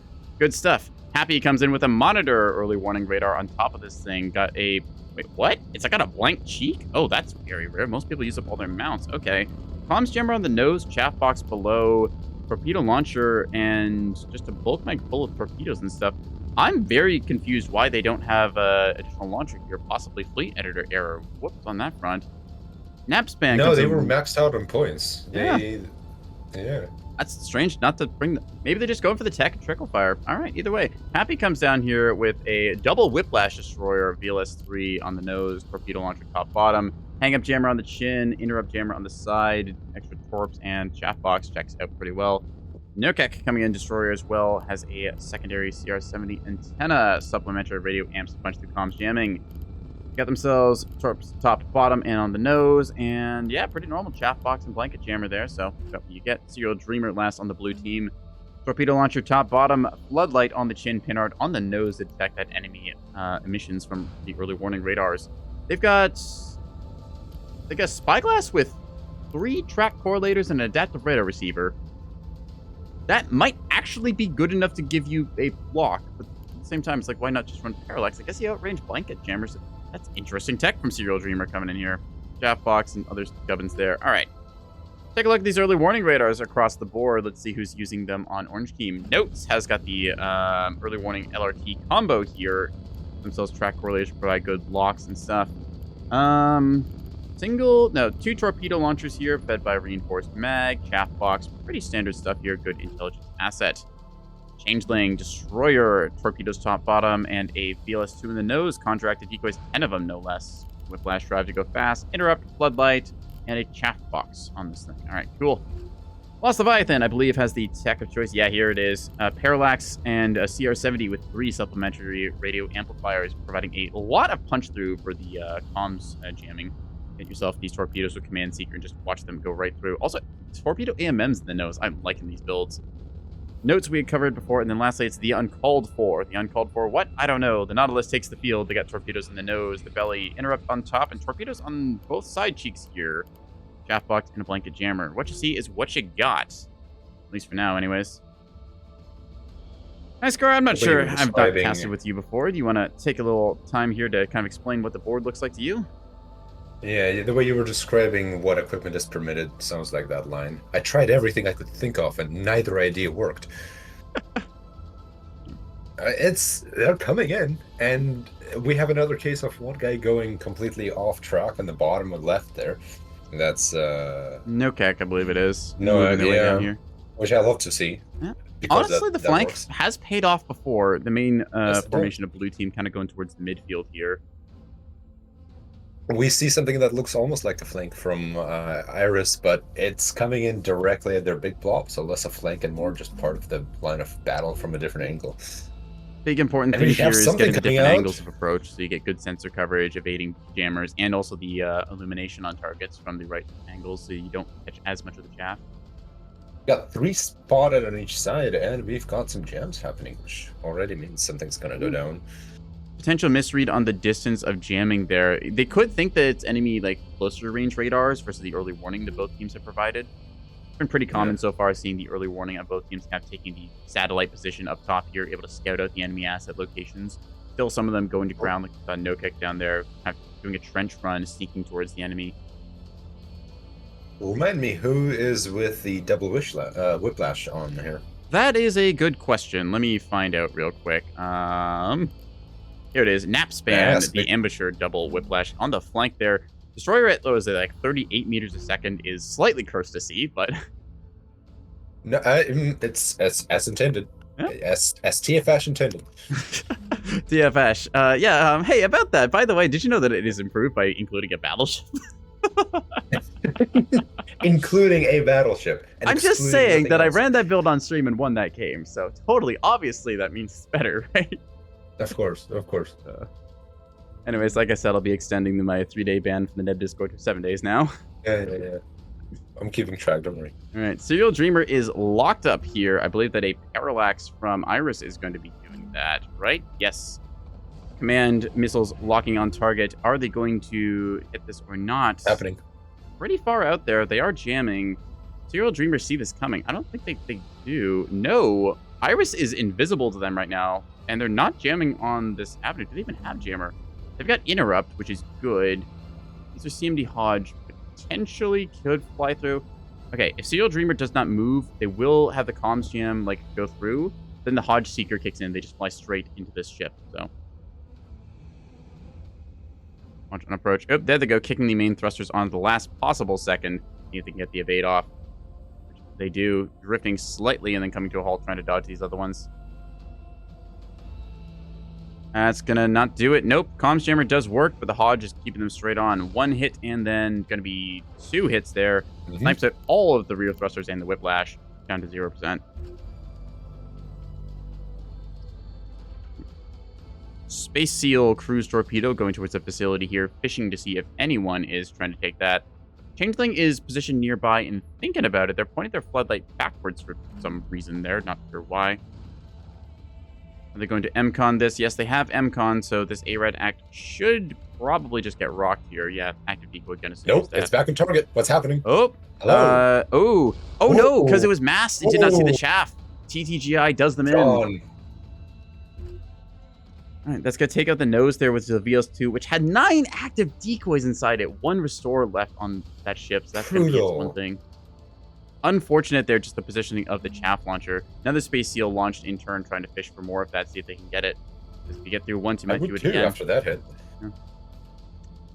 Okay, taking the leisurely route here. 30 meters a second is no slouch. This thing has just default drives, but still making some pretty good progress around the map here. Has not been detected since it's on a unusual route. The early warner radar just not watching. Slinger missiles going down mid. Okay, that Space Seal will miss. Radar staying off for Changeling here, so Chaff will seduce effectively. That said, these Slingers, what have these got? These are Act with ARAD Validator. They are going to go for Chaff as well, but... Nope, never mind. They're going after Chaff there. Changeling popping additional Chaff here. Taking those hits. Does not want to suffer another strike as they have no restores on this thing. Iris wants blood once again. 2 more torpedoes fired off against... who over here? Fired off against Happy, I believe it is. They are locked by that Parallax. The CMD Hodge is in the waters and going towards target 4 on route there. That's promising. How many programming channels You got the Space Seal looking like it's going to hit. Dead center. Center mass. We'll check the fuel times on these things. No terminals required here. And we got a hit. We have taken the enemy's flag. Flag cap is achieved by dual front as they get onto the point. Now, immediately Changeling going to start dumping torpedoes out here against them. Be an exchange there. Let's watch these torpedoes up top hit. Torp's going to land on dual front there, takes out their reactor, and CIC snipes them for the moment. Other torpedoes going to find their way into Happy. Happy loses the early warning radar up top. Going to take 2 more hits for it. That's a lot of damage. Sundrive and no restores. This thing is a mobilized mission, killed for the moment. Still technically alive with the Citadel. Noak is in danger. Noak is in big danger right now. Oh, yep. Good catch over there. Torpedoes. One finds in the nose. Other one's going to miss. Losing the VLS 3 of 3 torpedoes will immediately start restoring. Do they know where that strike came from? I don't think they do. Nebulous. Ooh, yeah, Note's doing the smart play here. Bloodhound going to be outranging this thing. From 2 directions. 6 of them. Massive torpedo strike on the A point 2, there. 3. That's the kill. Dual front goes down. So many different things happen around the board at once there. Game gets on. Flag is dropped to neutral here. So, blue team is currently down essentially 2 assets. Happy is still technically alive, but that is a technicality at best. They don't have the ability to move. They don't have the ability to provide radar coverage. They're just a reactor, a CIC, and a dream. So Really, it's going to be 3 of the blue team versus 5 of the orange Ooh, team. mean here. cruise missile coming at Noak.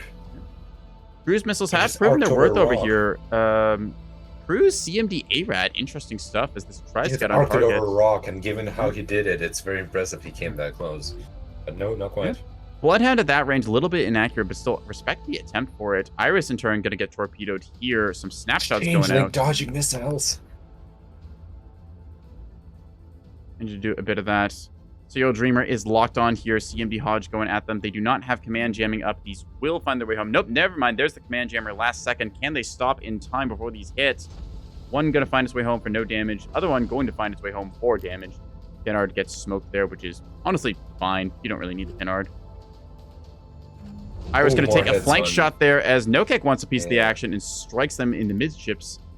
All their EWAR is offline as the Whiplash drive is killed as well. They've got a chaff launcher, but that's going to be it. CMD Hodge going on target. Or never mind, going right into the rock there. Serial Dreamer just took about 6 torpedoes, but it's still alive.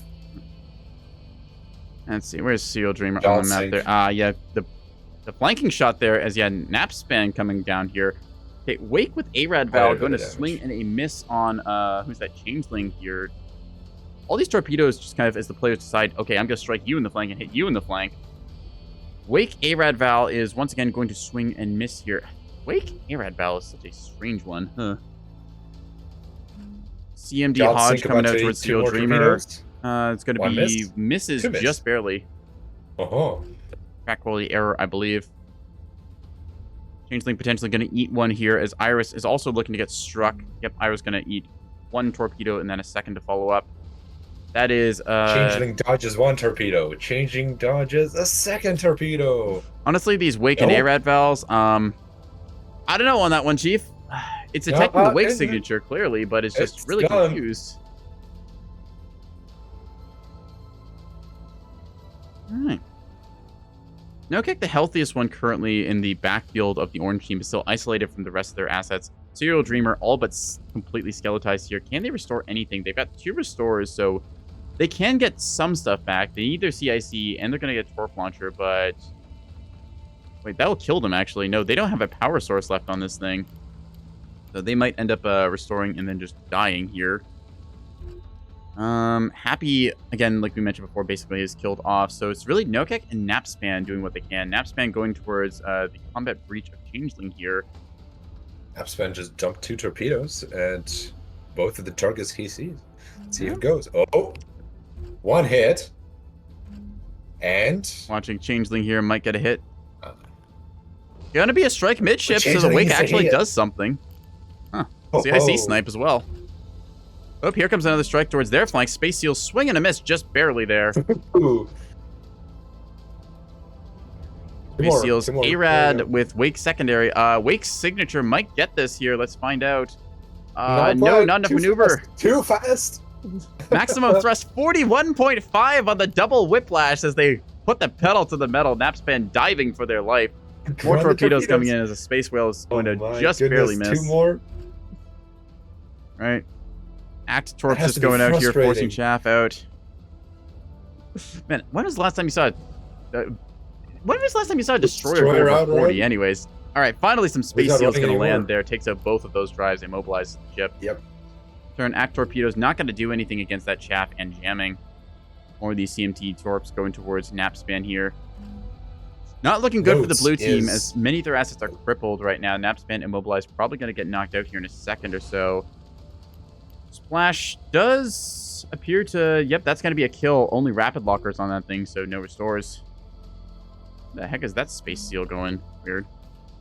Okay, coming from behind here, trying to do some work. Their torps are launching towards... who's that at the top of the map? That's Notes, yeah. Act with ARAD Val. Extended range Act, I believe these are... Maybe actually just 2K. No, it's just Fixed Act. Never mind. The Fixed Act, ARAD Val, they will most likely find Notes. Notes has their radars off, though. I think that's in time. Yeah, maybe one of them's going to lock onto the ship here. Going to be a strike. Lose the early warning and track correlators, as well as the mag getting redded out. Torpedoes, in turn, going to get rock PD'd by Nokek because they dive for cover. Taking a look. Serial Dreamer, swing and a miss with a torpedo against them. They're firing 1 in return. trying to take out Changeling, who's going for the flag right now. TMD saw on its way. I think, be able to get knocked out by... It's not seeing anything. No, it's not detected anymore. Radar issue, unfortunately. Sweet, and he missed on that. But another one comes out? Yeah, I don't think... No, they don't have track on the combat breach, so these CMDs are going to do nothing. No illumination either. Yeah, you're right. Serial Dreamer, I think, yeah, they just don't have any power, so they don't have their radars active. Lost Leviathan pulling back slightly, got themselves a spear going towards Serial Dreamer, who's now diving towards that point, trying to get that flag. This Spear Torp, CMD Saw versus Serial Dreamer with no protection against this. This should, with the block they have from the Parallax, actually strike true. Ooh, 20 seconds to reactor overload on nap spam, with Changeling being about 2 centimeters beside them. That could be important. All right, let's watch these torpedo strikes. Also, Iris about to get struck from behind from Nokek's flank. Iris gets knocked out by the flank shot. Serial Dreamer takes the torpedo hit, keeps on trucking. 5 seconds beside the flag overload. Flag overload. There it is, kablooey. Meanwhile, in the backfield, Torpedoes as Nokek unmasked and is engaged by 3 different 2 destroyers and holy torpedoes on Nokek right now, just struck from all sides, crippling blows. A lot. They tried for a jump onto one of them, did not realize just how much they had bit off the tube. Oh, Nokek is gone. I think that might be game here. Serial Dreamer is alive on a technicality, not much left in them, and Happy as well, just the real technicality. It's only Serial Dreamer. Do they have combat ability? Not really. Taking a look at their stuff, actually. What do they got? They got a torpedo launcher that says launch imminent, but there's nothing in that cell. What's actually keeping them in this game right now? I assume ability to restore. No restores remaining. I don't actually know why they were alive. Either way, that's going to be a wrap on that. Brutal stuff suddenly goes from kind of passive to violence. What's the flag? It's always the flag. Nobody gets it. Everybody fights for it. Yeah. Perks to nap spam for dealing that fantastic afterblow with the reactor overload to the flag carrier at the end there. Always love to see that. A bit of reactor bloom action just to keep things spicy in the midfield there. Yeah. So many interesting little details going on through that game. Just the positioning, the flank shots, the attacks. I feel like the blue team could have positioned themselves a little bit better. They kind of got themselves strung out and engaged piecemeal. They had a flanker asset that could have done a lot there, but they just never quite got the timing down right. Orange team seemed to be in position to collapse and punish a bit better. They had the early warning in position, tracking different stuff, getting that spotlight on target. In every case where a kill happened that match, there were 2 players from one team bombarding one player from the other team. Yeah, forcing them to have to deal with one or the other. They're not taking torpedoes in the face strike. now. They're coming in from the side, and anything from the side is infinitely more deadly with these ships. Yep. Worth noting, monitors and destroyers from the front is still a fairly narrow target profile, so you can kind of dodge these things. Command jamming with the command seeker type, we saw it makes them go straight, so you need a secondary like wake, podge, or semi-active. But or run them apparently if you have 40-something meters per second on destroyers. Yeah, or just dodge, as it turns out. Nice maneuverability, bud. I'm not there anymore. All right. Good round. Let's ready this one up and do another one, I suppose. See why not?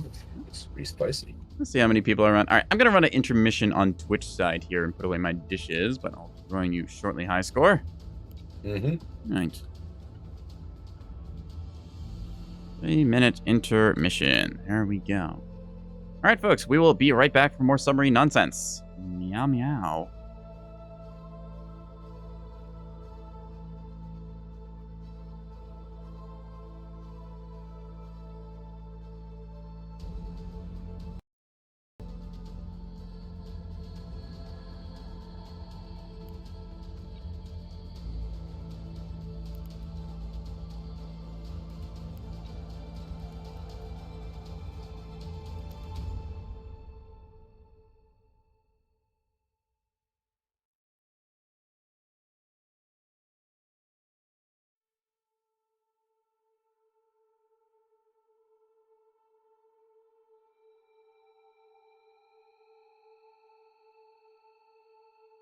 Ooh, some new players here. I like to see that.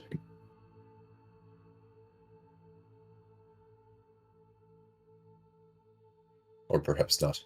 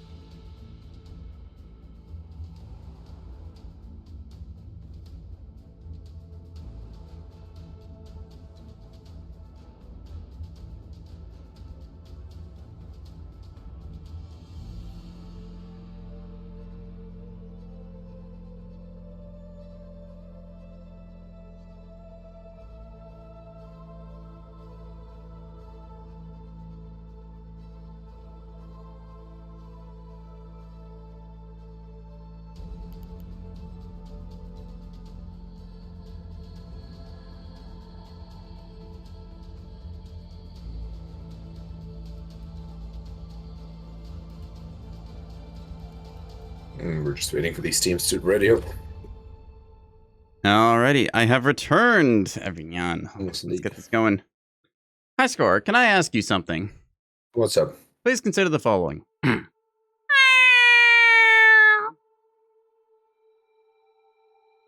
Thank you, arbitrary internet points, for making me do that. Gonna write that down. It's important. It'll be on the test later. No. It's the score. It's the score page. You know, like those football cards where you write down. Yeah, I know what you mean. Little scratch cards. Yes. Yeah, All right, this one here. You have one, in fact. Now, I'm no expert, but do you think Solus's fleet might be just a little bit over the budget mark here? It depends on if anybody notices or not. It does remind me of Rocket Knight, where everyone else brought along rocket shuttles, but generally, like, was it 300 point range? And I figured, oh, you could just fill the magazine with sand shot. That makes it like over 1,000 points.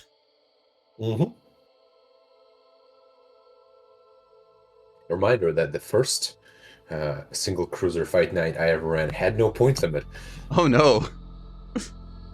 Well, that's the idea. It's like, what is the actual upper limit on how expensive could you make a cruiser? Because I didn't get some like wacky like size 3 hybrid builds and stuff, but EO cruise hybrids, Sandshot, all the DC. It was beautiful. It really was beautiful. Expensive. How expensive? Very expensive. Yep, that's a good way of putting it, Levy. Expensive. I'll say, Levy, finish your homework. All right, everyone. Submarine Night number, what's this match? 7? 8? 8, I think, right? 6, I think we did with Lone Wolf. 7 was us. I want to say this is match 8, so. All right. 5v5 submarine rules. We are doing destroyers and monitors and stuff. Mixed teams of factions here. You get 800 points to spend. You've only got torpedoes as your offensive option, so you got to plan how to use those. There's a limit on certain modules, like you can't take fire control radars, but parallax is approved. Teams lock in very quickly as they get this game on. No thinking required for their deployments. Giant coral is No the map. thinking required is right. No thinking required. Just apply torpedo. Perfect. I'm joined by High Score, the captain's box. Alrighty. Let's go through these teams real quick. So, Changeling is starting us off here. They got a destroyer, torpedo top and bottom, active decoy launcher on the nose, floodlight interrupt on the cheeks, and then chaff box on the chin. Happy comes in top of the map. They got themselves an early warning monitor here. bulk mag with a bunch of torpedoes, launchers on both wings. They got a comms jammer on the nose and a belly chaff box.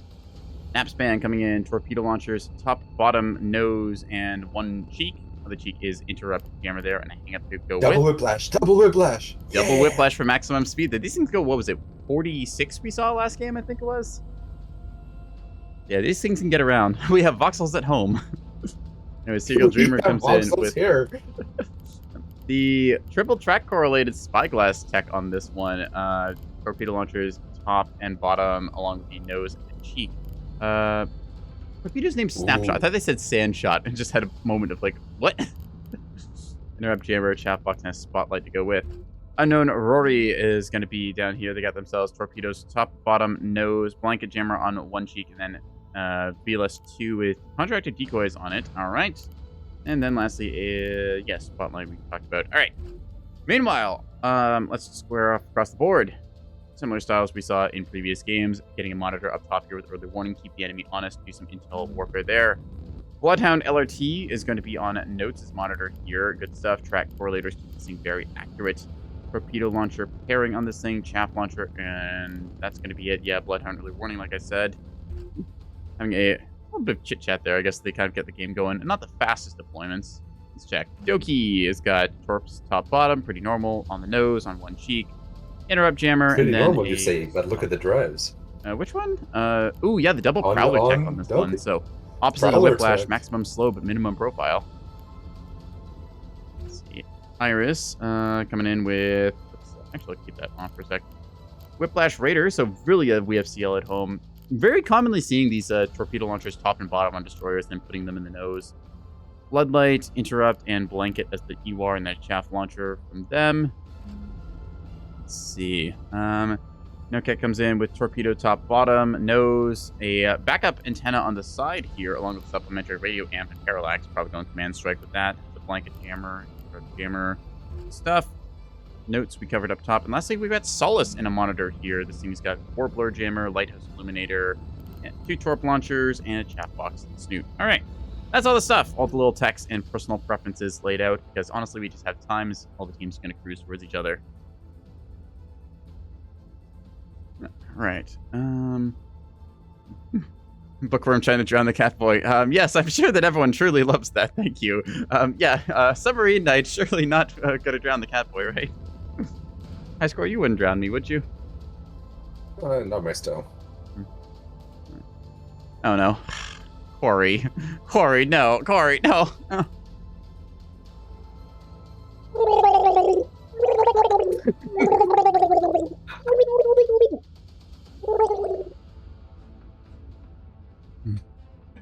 What I'm hearing here is that I don't need to drown you, I just need to pay you. Yes, unfortunately, my moderators beat you to the point of it. Why did I give you that Yeah. ability? Yeah. Alright. Anyways, fitting for the underwater warfare we've got going here. Okay, so this is perhaps a little amusing, but both of them are going sort of in the same diagonal direction towards the facility from where they started. So they're gonna meet at an angle, which I find interesting. I'm kind of And- curious what Nap Spam is doing back here. They've gone all the way back to their base. They've got the whiplash drives in the flank. I feel like they're trying to go low boy. profile, like maybe sneak up around one of these coral patches and possibly go for the large coral tower where currently Iris is setting themselves up on. Yeah. I feel obligated to put in some propaganda here. You should never not be on flank. It's a fact. Yeah. Look, there is no downside to it. You just keep flank on. There is no reason to not be on flank. Yeah, just flank, bro. What? You can't afford damage control? Just flank. Just keep flanking. The Jawed Sync I'll say from this. Serial Dreamer are going to be crossing over here and is detected. Looks like Iris kicking their jammers on, potentially thinking of a strike against these. I don't think they quite have the lock range. No, that's at 7.5. That is in parallax lock. In the way things are meeting right now, I would put money on Orange Team because they're putting a lot of ships against very few ships. Yeah. We got Changeling in the front there, and Changeling is about to meet 3-4 people. Yeah, Changeling positioning themselves for that cap. Once again, we talk about how the center flank can be kind of a trap. You can move up and grab it at a certain angle, but At the same time, the enemy team is expecting you to do that, so maybe don't position yourself there. Look at message about name the stream. No, Levy, I read it. I did read it. I'm just ignoring it. I'm very pointedly ignoring it, thank you. All right, first Torps out in the water here from Iris as they're going to launch a pair of these things. And I think try and keep a lock on Serial Dreamer, see if they get the intercept here or not. All right, Comms Jammer does go on. They need to now evade as these Hodge Seekers will keep these torpedoes flying straight. Does Serial Dreamer start doing that? They are coming to a halt by the looks of it. I think that might lead to them getting struck here if they're not careful. Did they invest in a scryer? They did not. I don't think their team did either, so they don't really know what they're facing. Oh, no, they canceled the comms jamming. Oh, no, MCON moment there as they cancel it. The by doing that. That slide! Yes! Barely missing there by a inch. Impressive. All right. Very impressive, but they're turning around. Torps come around, but run out of fuel with that distance there. That was smooth. That was good timing. Not too early, not too late. Last second possible, hit that MCON button, kick the jammers in, just drift to the left. Yep. Being blamed Love for Levy's that. I love to message. see that. Levy knows what they did. Anyways. Let's see. Solid's kind of poking their head out towards the A point. Unknown Rory kind of thinking about it over here. They're considering it. Like, they think maybe I'll poke out, try and get a torp off. Their jammer's already been used up fairly well here, just jamming into a rock. Happy just drops a missile. Yeah. Happy sends out one of these. Therm. Oh, that's a fun little thing. Yeah, so Therm is... A lot of people thought that Therm Validator would be quite strong, but these ships don't have sufficiently strong wake signature to make it do the, like, omnidirectional validation thing. I think, like, maybe a Raider Destroyer at, like, maximum burn barely hits that, so... In this case, they're just doing this to... something. Yeah. They're just doing this because Therm, like, Seeker is the same as Wake. Messing around with them. Going. It's going. Detects something. It's after Nook, and it's wiggly. Yeah, it's a It's little gone squiggly wiggly. thing. Torpedoes around here get a little quirky sometimes. Axe Seeker will find chaff. Oh, goodness. Oh, goodness. Oh, yes. The last second. Oh, don't mind if I do. VLS Oh, I'm snipe here out for there. this. Violence of an unexpected type. I didn't expect that to hit. Yeah, I thought that was going to go into the chaff, but no, last second change out. Saw with Wake Validator just going to swing and he missed there. That must be set on, like... It's gonna... That be set on reject, right? I think. It wasn't jammed out. Illuminated? I think it is. Should have the arc. No, arc was probably bad for the spotlight. Damn. All right. Taking a look. Notes appears to be keeping details on most of the enemy team's assets. That said, Napspan has gone undetected for most of this point. They've got cruise missiles out here. Wake with ARAD validators here. It's the one that hit, and he sent 2 more of them. The Yep. first one was a success. Let's see if these 2 Iris hit. has burned out some of their jammers. They're going out there. Oh, you mean... Oh, no, I think you're looking at the Happy- Therm with the Axe ones. I was looking at this side at Napspan. Simultaneous torpedo strikes out. Let's watch as these go through or not. Iris is trying to move, so I think these will miss. Yep, swing and a miss on 1 and 2. Pokey Finger, Therm, Act are going to just go right by on 1. There's Other a one is going to wiggly on detect Pokey here. Finger 2. Solace. Okay, chaff lock. It's going to blow through the chaff and hit my. Solace. Oh, goodness. Downside of putting chaff I'm in your here for nose. this. Oh, no. Oh. Chaff box taken out in comms Liquid chamber. This thing has titanium 8 blesses us restores in today. it? I guess you can pay for that. How many torpedoes? Okay, it has some torpedoes. Interesting. Already paid for it. Alrighty, let's take a look over here. Axe with ARAD Val and Iris just going to be running with radars off. No, actually, just luckily out of the arc there, I think. Yeah, they had their radar turned on. Serial 2 Dreamer, more I of think, these tried super it. mean missiles coming out. One of those Pokey Fingers, the Therm Axe going out here, looking for anything they can find. Pillow and Block so far, 3s. success is 2 out of 3. ARAD, ooh, mixed salvo coming out here from the destroyers. Act with ARAD Val, Ooh. and these ARAD's going to be finding that jammer from Unknown Rory. Changeling is... No, not Changeling. What are they after? Changeling's Ling got 1. Solace, but I think, is going to missed. get hit here. No chaff on them. Oh, barely missing. What? Okay, one of them actually does land a hit. These ARAD, I think, are going to go right into the nose of Rory's Unknown Rory getting here. hit, or maybe Active not. decoys will seduce, but still the jammers. These are home on jam. They're not going to be seduced. 1, Out of 2, range. 3, 4 out of fuel. Changeling dodges 1. Tanks the Dodges, second. no. Dodges 2, dodges 3, and 2 4 are 1. going to miss there. Still takes a crippling hit there. Loses their floodlight. Interrupt jammer Yeah. also down for the moment. They do secure the flag there for what it is worth. Huge dump He's now to stuck in. Serial Dreamer and Iris open up on each other from basically point blank range. Iris is going to dodge all that salvo. Let's see. These command ones going to lot Serial of Dreamer, missiles. who is not dodging them. 2 hits, 3. Too close. Yep. Too That's going to close. be 4. Ooh, that's a crippled ship. Ooh, still alive, but barely. No restores left on this thing. Has a aux steering and a skeleton of a whiplash drive. Torpedo strikes once again testing the front line here of Solace, Nokek, and Oxydaki. That said, Napspan getting into the flank here. If they have Wake, this is going to be good. Wake with ARAD Val coming in. They're trying to find him, but I think that the flares are seducing. Yeah, flares doing their job. Mhm. Rare to see people bring flares, but at least we know they work. Torpedoes here as Nokek quickly turns around, reverses their directioning, and is going to be trying to put some of these torps into target. Napspan does not have their interrupt jammer on. Incoming torpedoes, buddy. These might get rock PD'd. I think they turned their interrupt on the last second. Don't think that's enough. CMD Hodge Serial is Dreamer's out. 1, 2 hits there.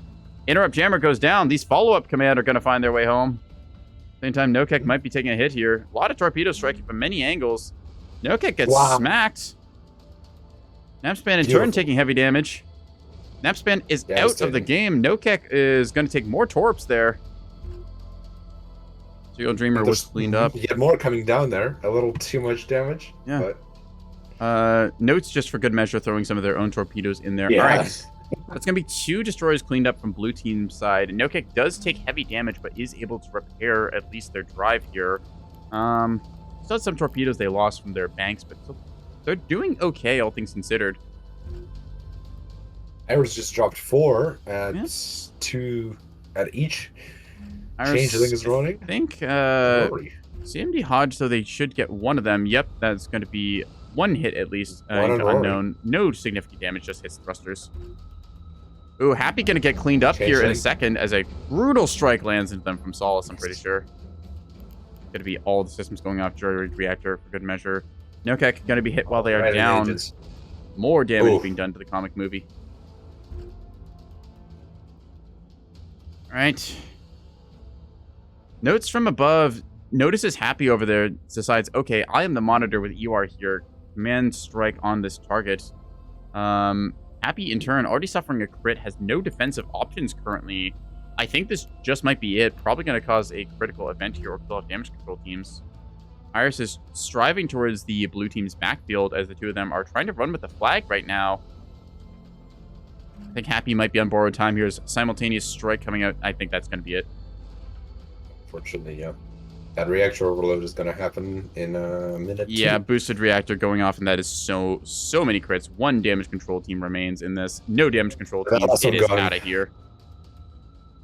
Bloom in a minute is declared on that. All right. Blue team is down to 2 assets. Orange team is down to 4.5. Nokek was hurt pretty bad and does manage to put themselves back together. They're not going to do much more this game, but I don't think they need to. There's still 4 combat-capable assets for Orange, and they're looking pretty comfortably on the board right now. Changeling and Unknown Rory have to decide what they're going to do here, if anything. Isn't Therm banned? That's an older message, but no, Therm is not banned. It's just, it doesn't work the way that most people think it does. The Therm Validator is supposedly omnidirectional, but that's only for like cruisers and above. CMD Hodge coming towards Unknown Rory here. They do pop chaff, but it's not going to help them. Interrupt jamming is active from Changeling, but I don't think that... No line of sight. Nope. No line of sight. Does comp jamming require line of sight? I don't actually know. It can be blocked, yes. I did not know it required line of sight. I mean, I guess it makes sense, but interesting. Happy shutting chats go nuke as they go kablooey in the backfield over there near Boxer base. I'll say this. They may lose the match, but if Changeling drops off that flag, even just the 1 flag, I will consider him a winner. Yep. It may be the very first flag that I've seen actually dropped off. We had a couple of them get capped earlier while you were... I don't know what you do today, I'll be honest, but obviously things that you're not Well, here I for only don't joined a exist. couple matches ago. Iris pops a whole bunch of glitter, deflecting some of these incoming strikes. More torpedoes out just for good measure. Does Iris have any torps left? Question. No, they do not. They have a size... Why do they have a size 1? They're not allowed size 1s. What? Where did you get that? Oh, they put it in the mag just as a meme. Okay. You know what? Fair Just enough. to stress All right. us out. You're not supposed to do that, but still, that's funny. All right. Unknown Rory is crippled. Serial Dreamer elects to call it. Drops the flag there. That's And going to there's a beat GG. them. Going, yep, we're done here. GG is called. Just waiting on Unknown Rory to now punch out. See if they have any torpedoes left they want to fire. I don't believe they do. Nope, that's going to be it.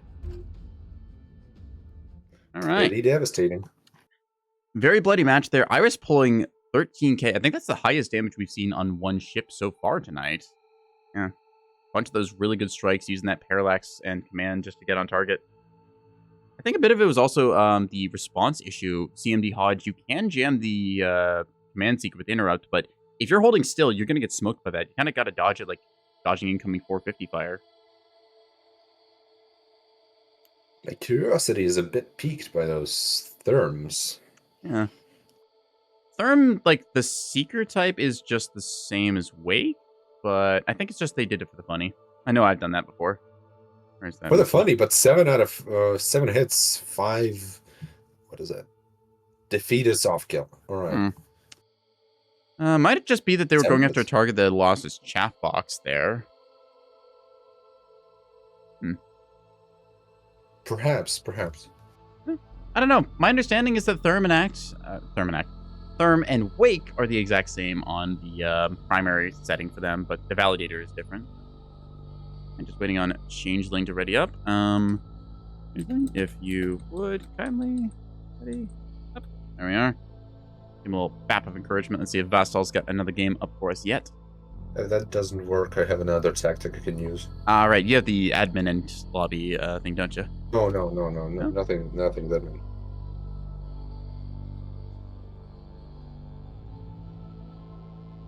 I'm curious now. What are you going to do? Are you going to like steal their memes or something? Oh, you're just going to yell at them. Got it. It's the Strategy I never default thought. tactic. Hmm. It's the first resort. Oh, I see. Just checking, high score. You don't have kids, right? No, but if I did, that'd be some awesome kids. You know how many swords I have in my house? I don't actually. I have many. All right. Oop. All right. Let's see if there's another lobby up right now. Number 1 and number 4. I think we're just in one of those. Let's see. We still got going for Submarine Night. Silent Hunter 2 and 3 are in progress. Still plenty of submarining going on. I know that people tend to get bored after a certain amount of time, but it's good to see things going properly here. I think 8, 9. I think that was the 8th match. Yeah. Is very, very nice. Hmm. It's absolutely wild to me, and I think it's wild to Wolf too. How much people love these submarine nights. Yeah, just the custom rule set, bring out like a little bit of a fresh coat of paint, and just seeing also the progression of people's tech as they figure out different things going through this. Yep. All right, number 1 is open if you want to hop in here.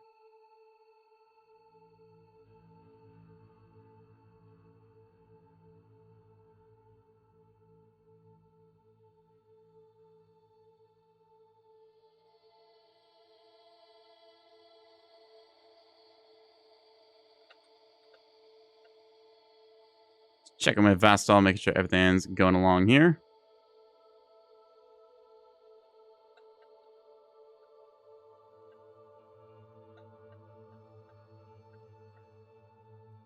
All right. I have a rising urge to kidnap Vastol into here.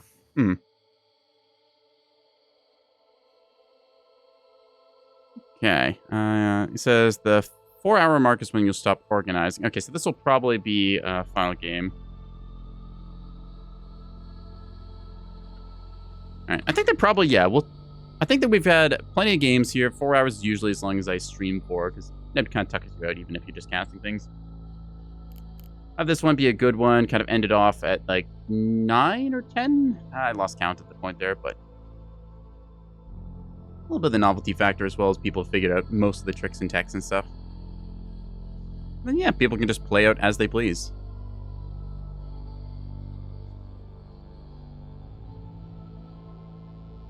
This is really doing wonders to hype me up for one ship night. Yeah. To be honest with you. This is cool, and I want to do something like this as well. It's again, I'm always impressed by how much Submarine Night really interests people. And I think one of the really biggest attractors here is the same one as One Ship Night, which is that you're not commanding a fleet, you're commanding a single ship, which means the amount of micro you can put into piloting that one ship is a lot bigger. You can see these side dodges timed perfectly because the player can afford to stare at their ship and move it at just the right time without having to worry about managing other ships. Yeah, I agree with you on that front. With like single ship night, you can put a lot more focus. I compare it to World of Warships because that's just one of the running memes there, but that's just because I know a lot of 3K Battleship players. I'm a 3K Battleship player. Don't you diss us. Fun fact, there's I somebody made to cap a TFH to point be a on the other single side of the formation for a map. reason.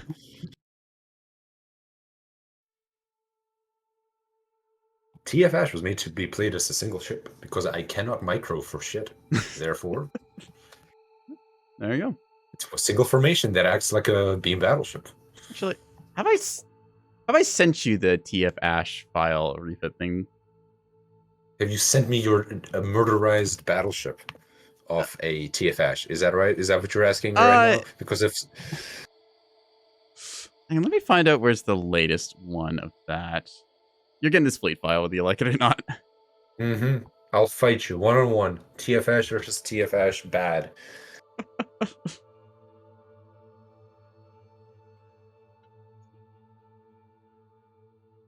Where did that go? No, that's Birch. Hang on a second. Just sort through DMs. I got this fleet somewhere. With an updated version at least. I can imagine you going through your fleets right now. Birch number 2, Birch number 3, Okay, Birch number 4.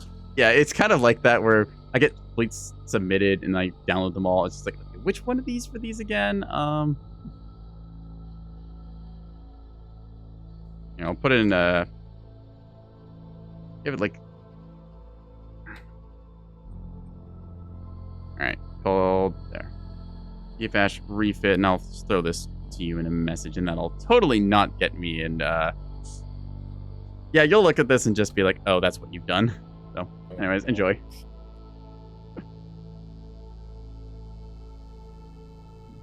DTSC stacking. Is this oh yeah, I guess that would be the DTSC crew.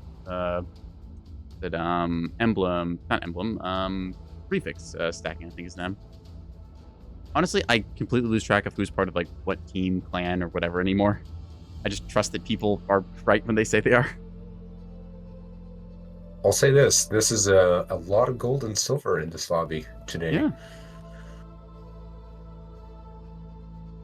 Then again, as we have learned from repeated games before, rank and skill are two very different things in Nebulous Fleet Command. No, here's the thing. The more of gold and silver I see in a match, the wonkier that shit gets. Yep. It's consistently so.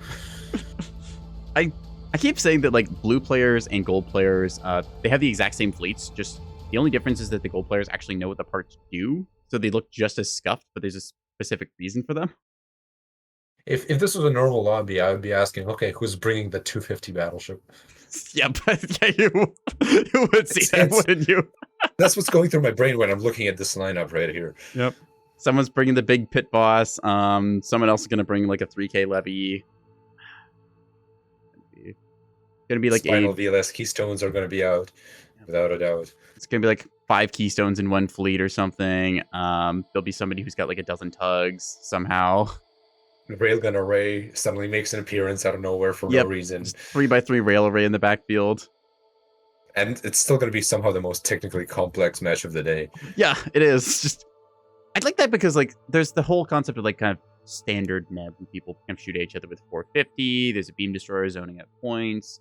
Get some light stuff like say ranged spyglass or like a multi-mission tug kind of watching areas or warnings and that kind of stuff or NR. Just the normal things. Then you get some weird shit that just mixes up every sense of normality, and people are like, I have no idea what's going on anymore.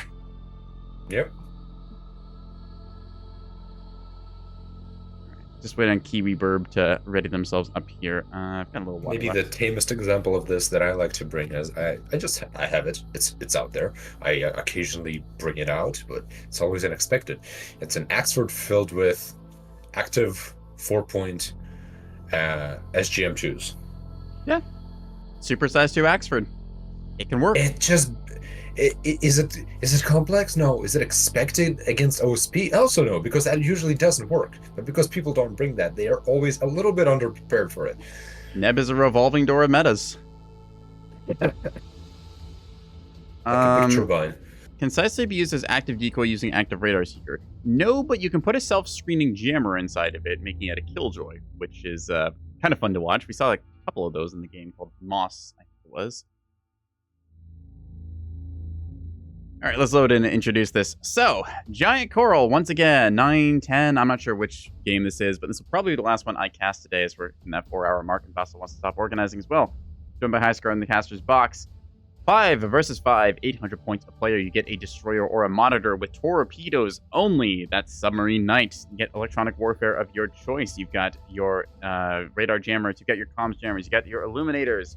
Singular chaff box is allowed. No bullseye or fire control lock from the pinpoint, but you can use parallax. There's a bunch of custom rules. I don't really want to go through all this stuff. It's Submarine Night. Throw torps at each other. Fight for our entertainment.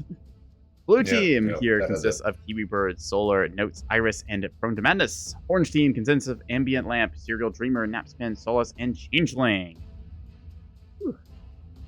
Look at that. They're actually doing tactical arrangements. They're changing the placement. Oh, talking. They're discussing. They're strategizing. Crazy people. Teamwork is overpowered. Please ban them. We will not have these underhanded tactics allowed. I can clearly see they're talking to each other. Come on. All right, early warning monitor coming in here. I think this is Solar's. A bunch of people with some defects. I don't remember exactly which one is which anymore. Let's go through the fleets, which I had to do before. It's neat seeing the individual text and adjustments people make between matches as they see more of these games go on and learn a little bit. No, it's Notes. Never mind, I was wrong. Okay, Notes on the blue team. Lone monitor. Got themselves a early warning radar and Bloodhound. 3 track correlators, 2 torpedo launchers, and a chaff box. Check the tactical map. They're looking for pixies. They're looking for ghosts. Yep, they are hunting for something far out there in the distance. Another early warning monitor from Solus. We'll get to the blue team, or the orange team in a second. Iris comes in with torpedoes on the nose, top and bottom of their destroyers. Floodlight illuminator and a interrupt jammer, chaff box, and a blanket on the chin. Good stuff all around. Is this double whip? No, it's whip raider. One of these was double whip, I think it was. Kiwi Bird comes in with Whiplash, VLS-2 active decoy launcher on the nose, corpse top bottom, double supplementary radio amplifier, and a CR-70 antenna here, trying to punch through jamming. Cool stuff. Chaff on their chin. Notes we already covered. Prone to Madness, torpedoes top bottom and the nose. Got a jammer for blanketing on the belly. Illuminators, floodlight and interrupt on the cheeks there. All right, cool. Whiplash Raider, and then lastly we have Solar, who's coming in with torpedo top bottom, corpse on the nose, interrupt jammer, and torpedoes. Cool. Chaff box and no electronic warfare. Or besides the interrupt. Okay. Man, I'm cooked after casting so many of these. Solace is the electronic warfare long-range tug on the orange side. I keep trying to say OSP. Okay, both teams going with quad destroyer and 1 monitor for that early warning spotting stuff. Cool. Interesting. 2 torp launchers, track correlators, illuminator, and no chaff on this thing. Possibly a bit of a risk, but if they don't get seen, then they'll do okay. Ambient lamp comes in with a...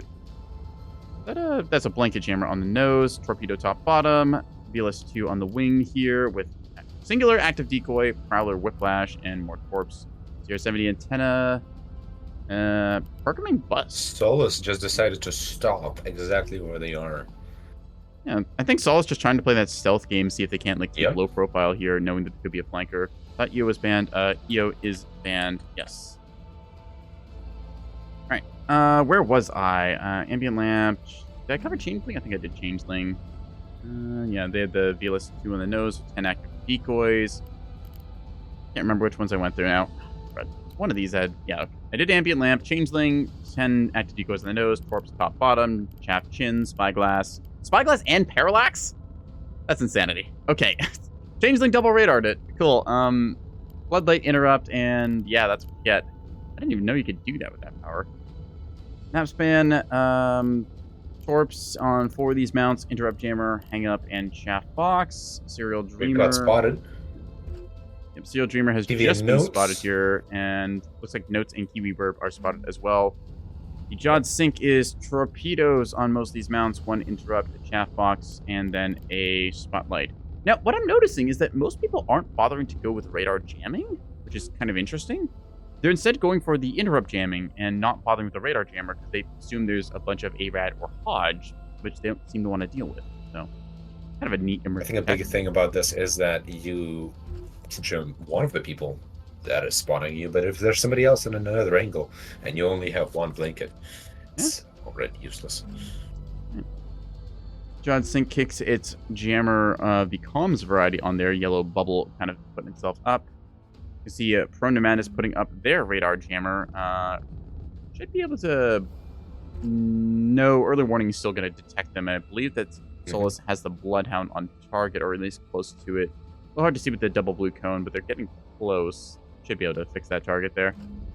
I like what I'm seeing. They're all spotted, and they don't care. They're advancing. Both the orange team and the blue team are just going at each other. I think at this point, they're just accepting that early warning radar does exist. They are going to get scouted out, and it's just time for them to do stuff about it. They'll try and avoid tipping their hands. Cruise Torpedo comes around the corner here, and Act with Wake Secondary going to be looking to see if they can find Prone to Madness. Maybe just make them blink or at least pop chaff.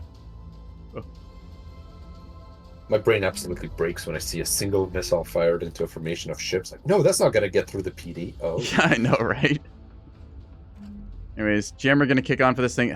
Prone to Madness popping 3 units of chaff there. That's less than ideal. And the torpedo, where's it going? For the chaff. Goes after the chaff and then proceeds to get lost because of the jammer and then runs out of fuel. And it was out of range anyway. Yep. So, made him blink, which honestly, 1 torpedo for 3 units of chaff like this, kind of worth it.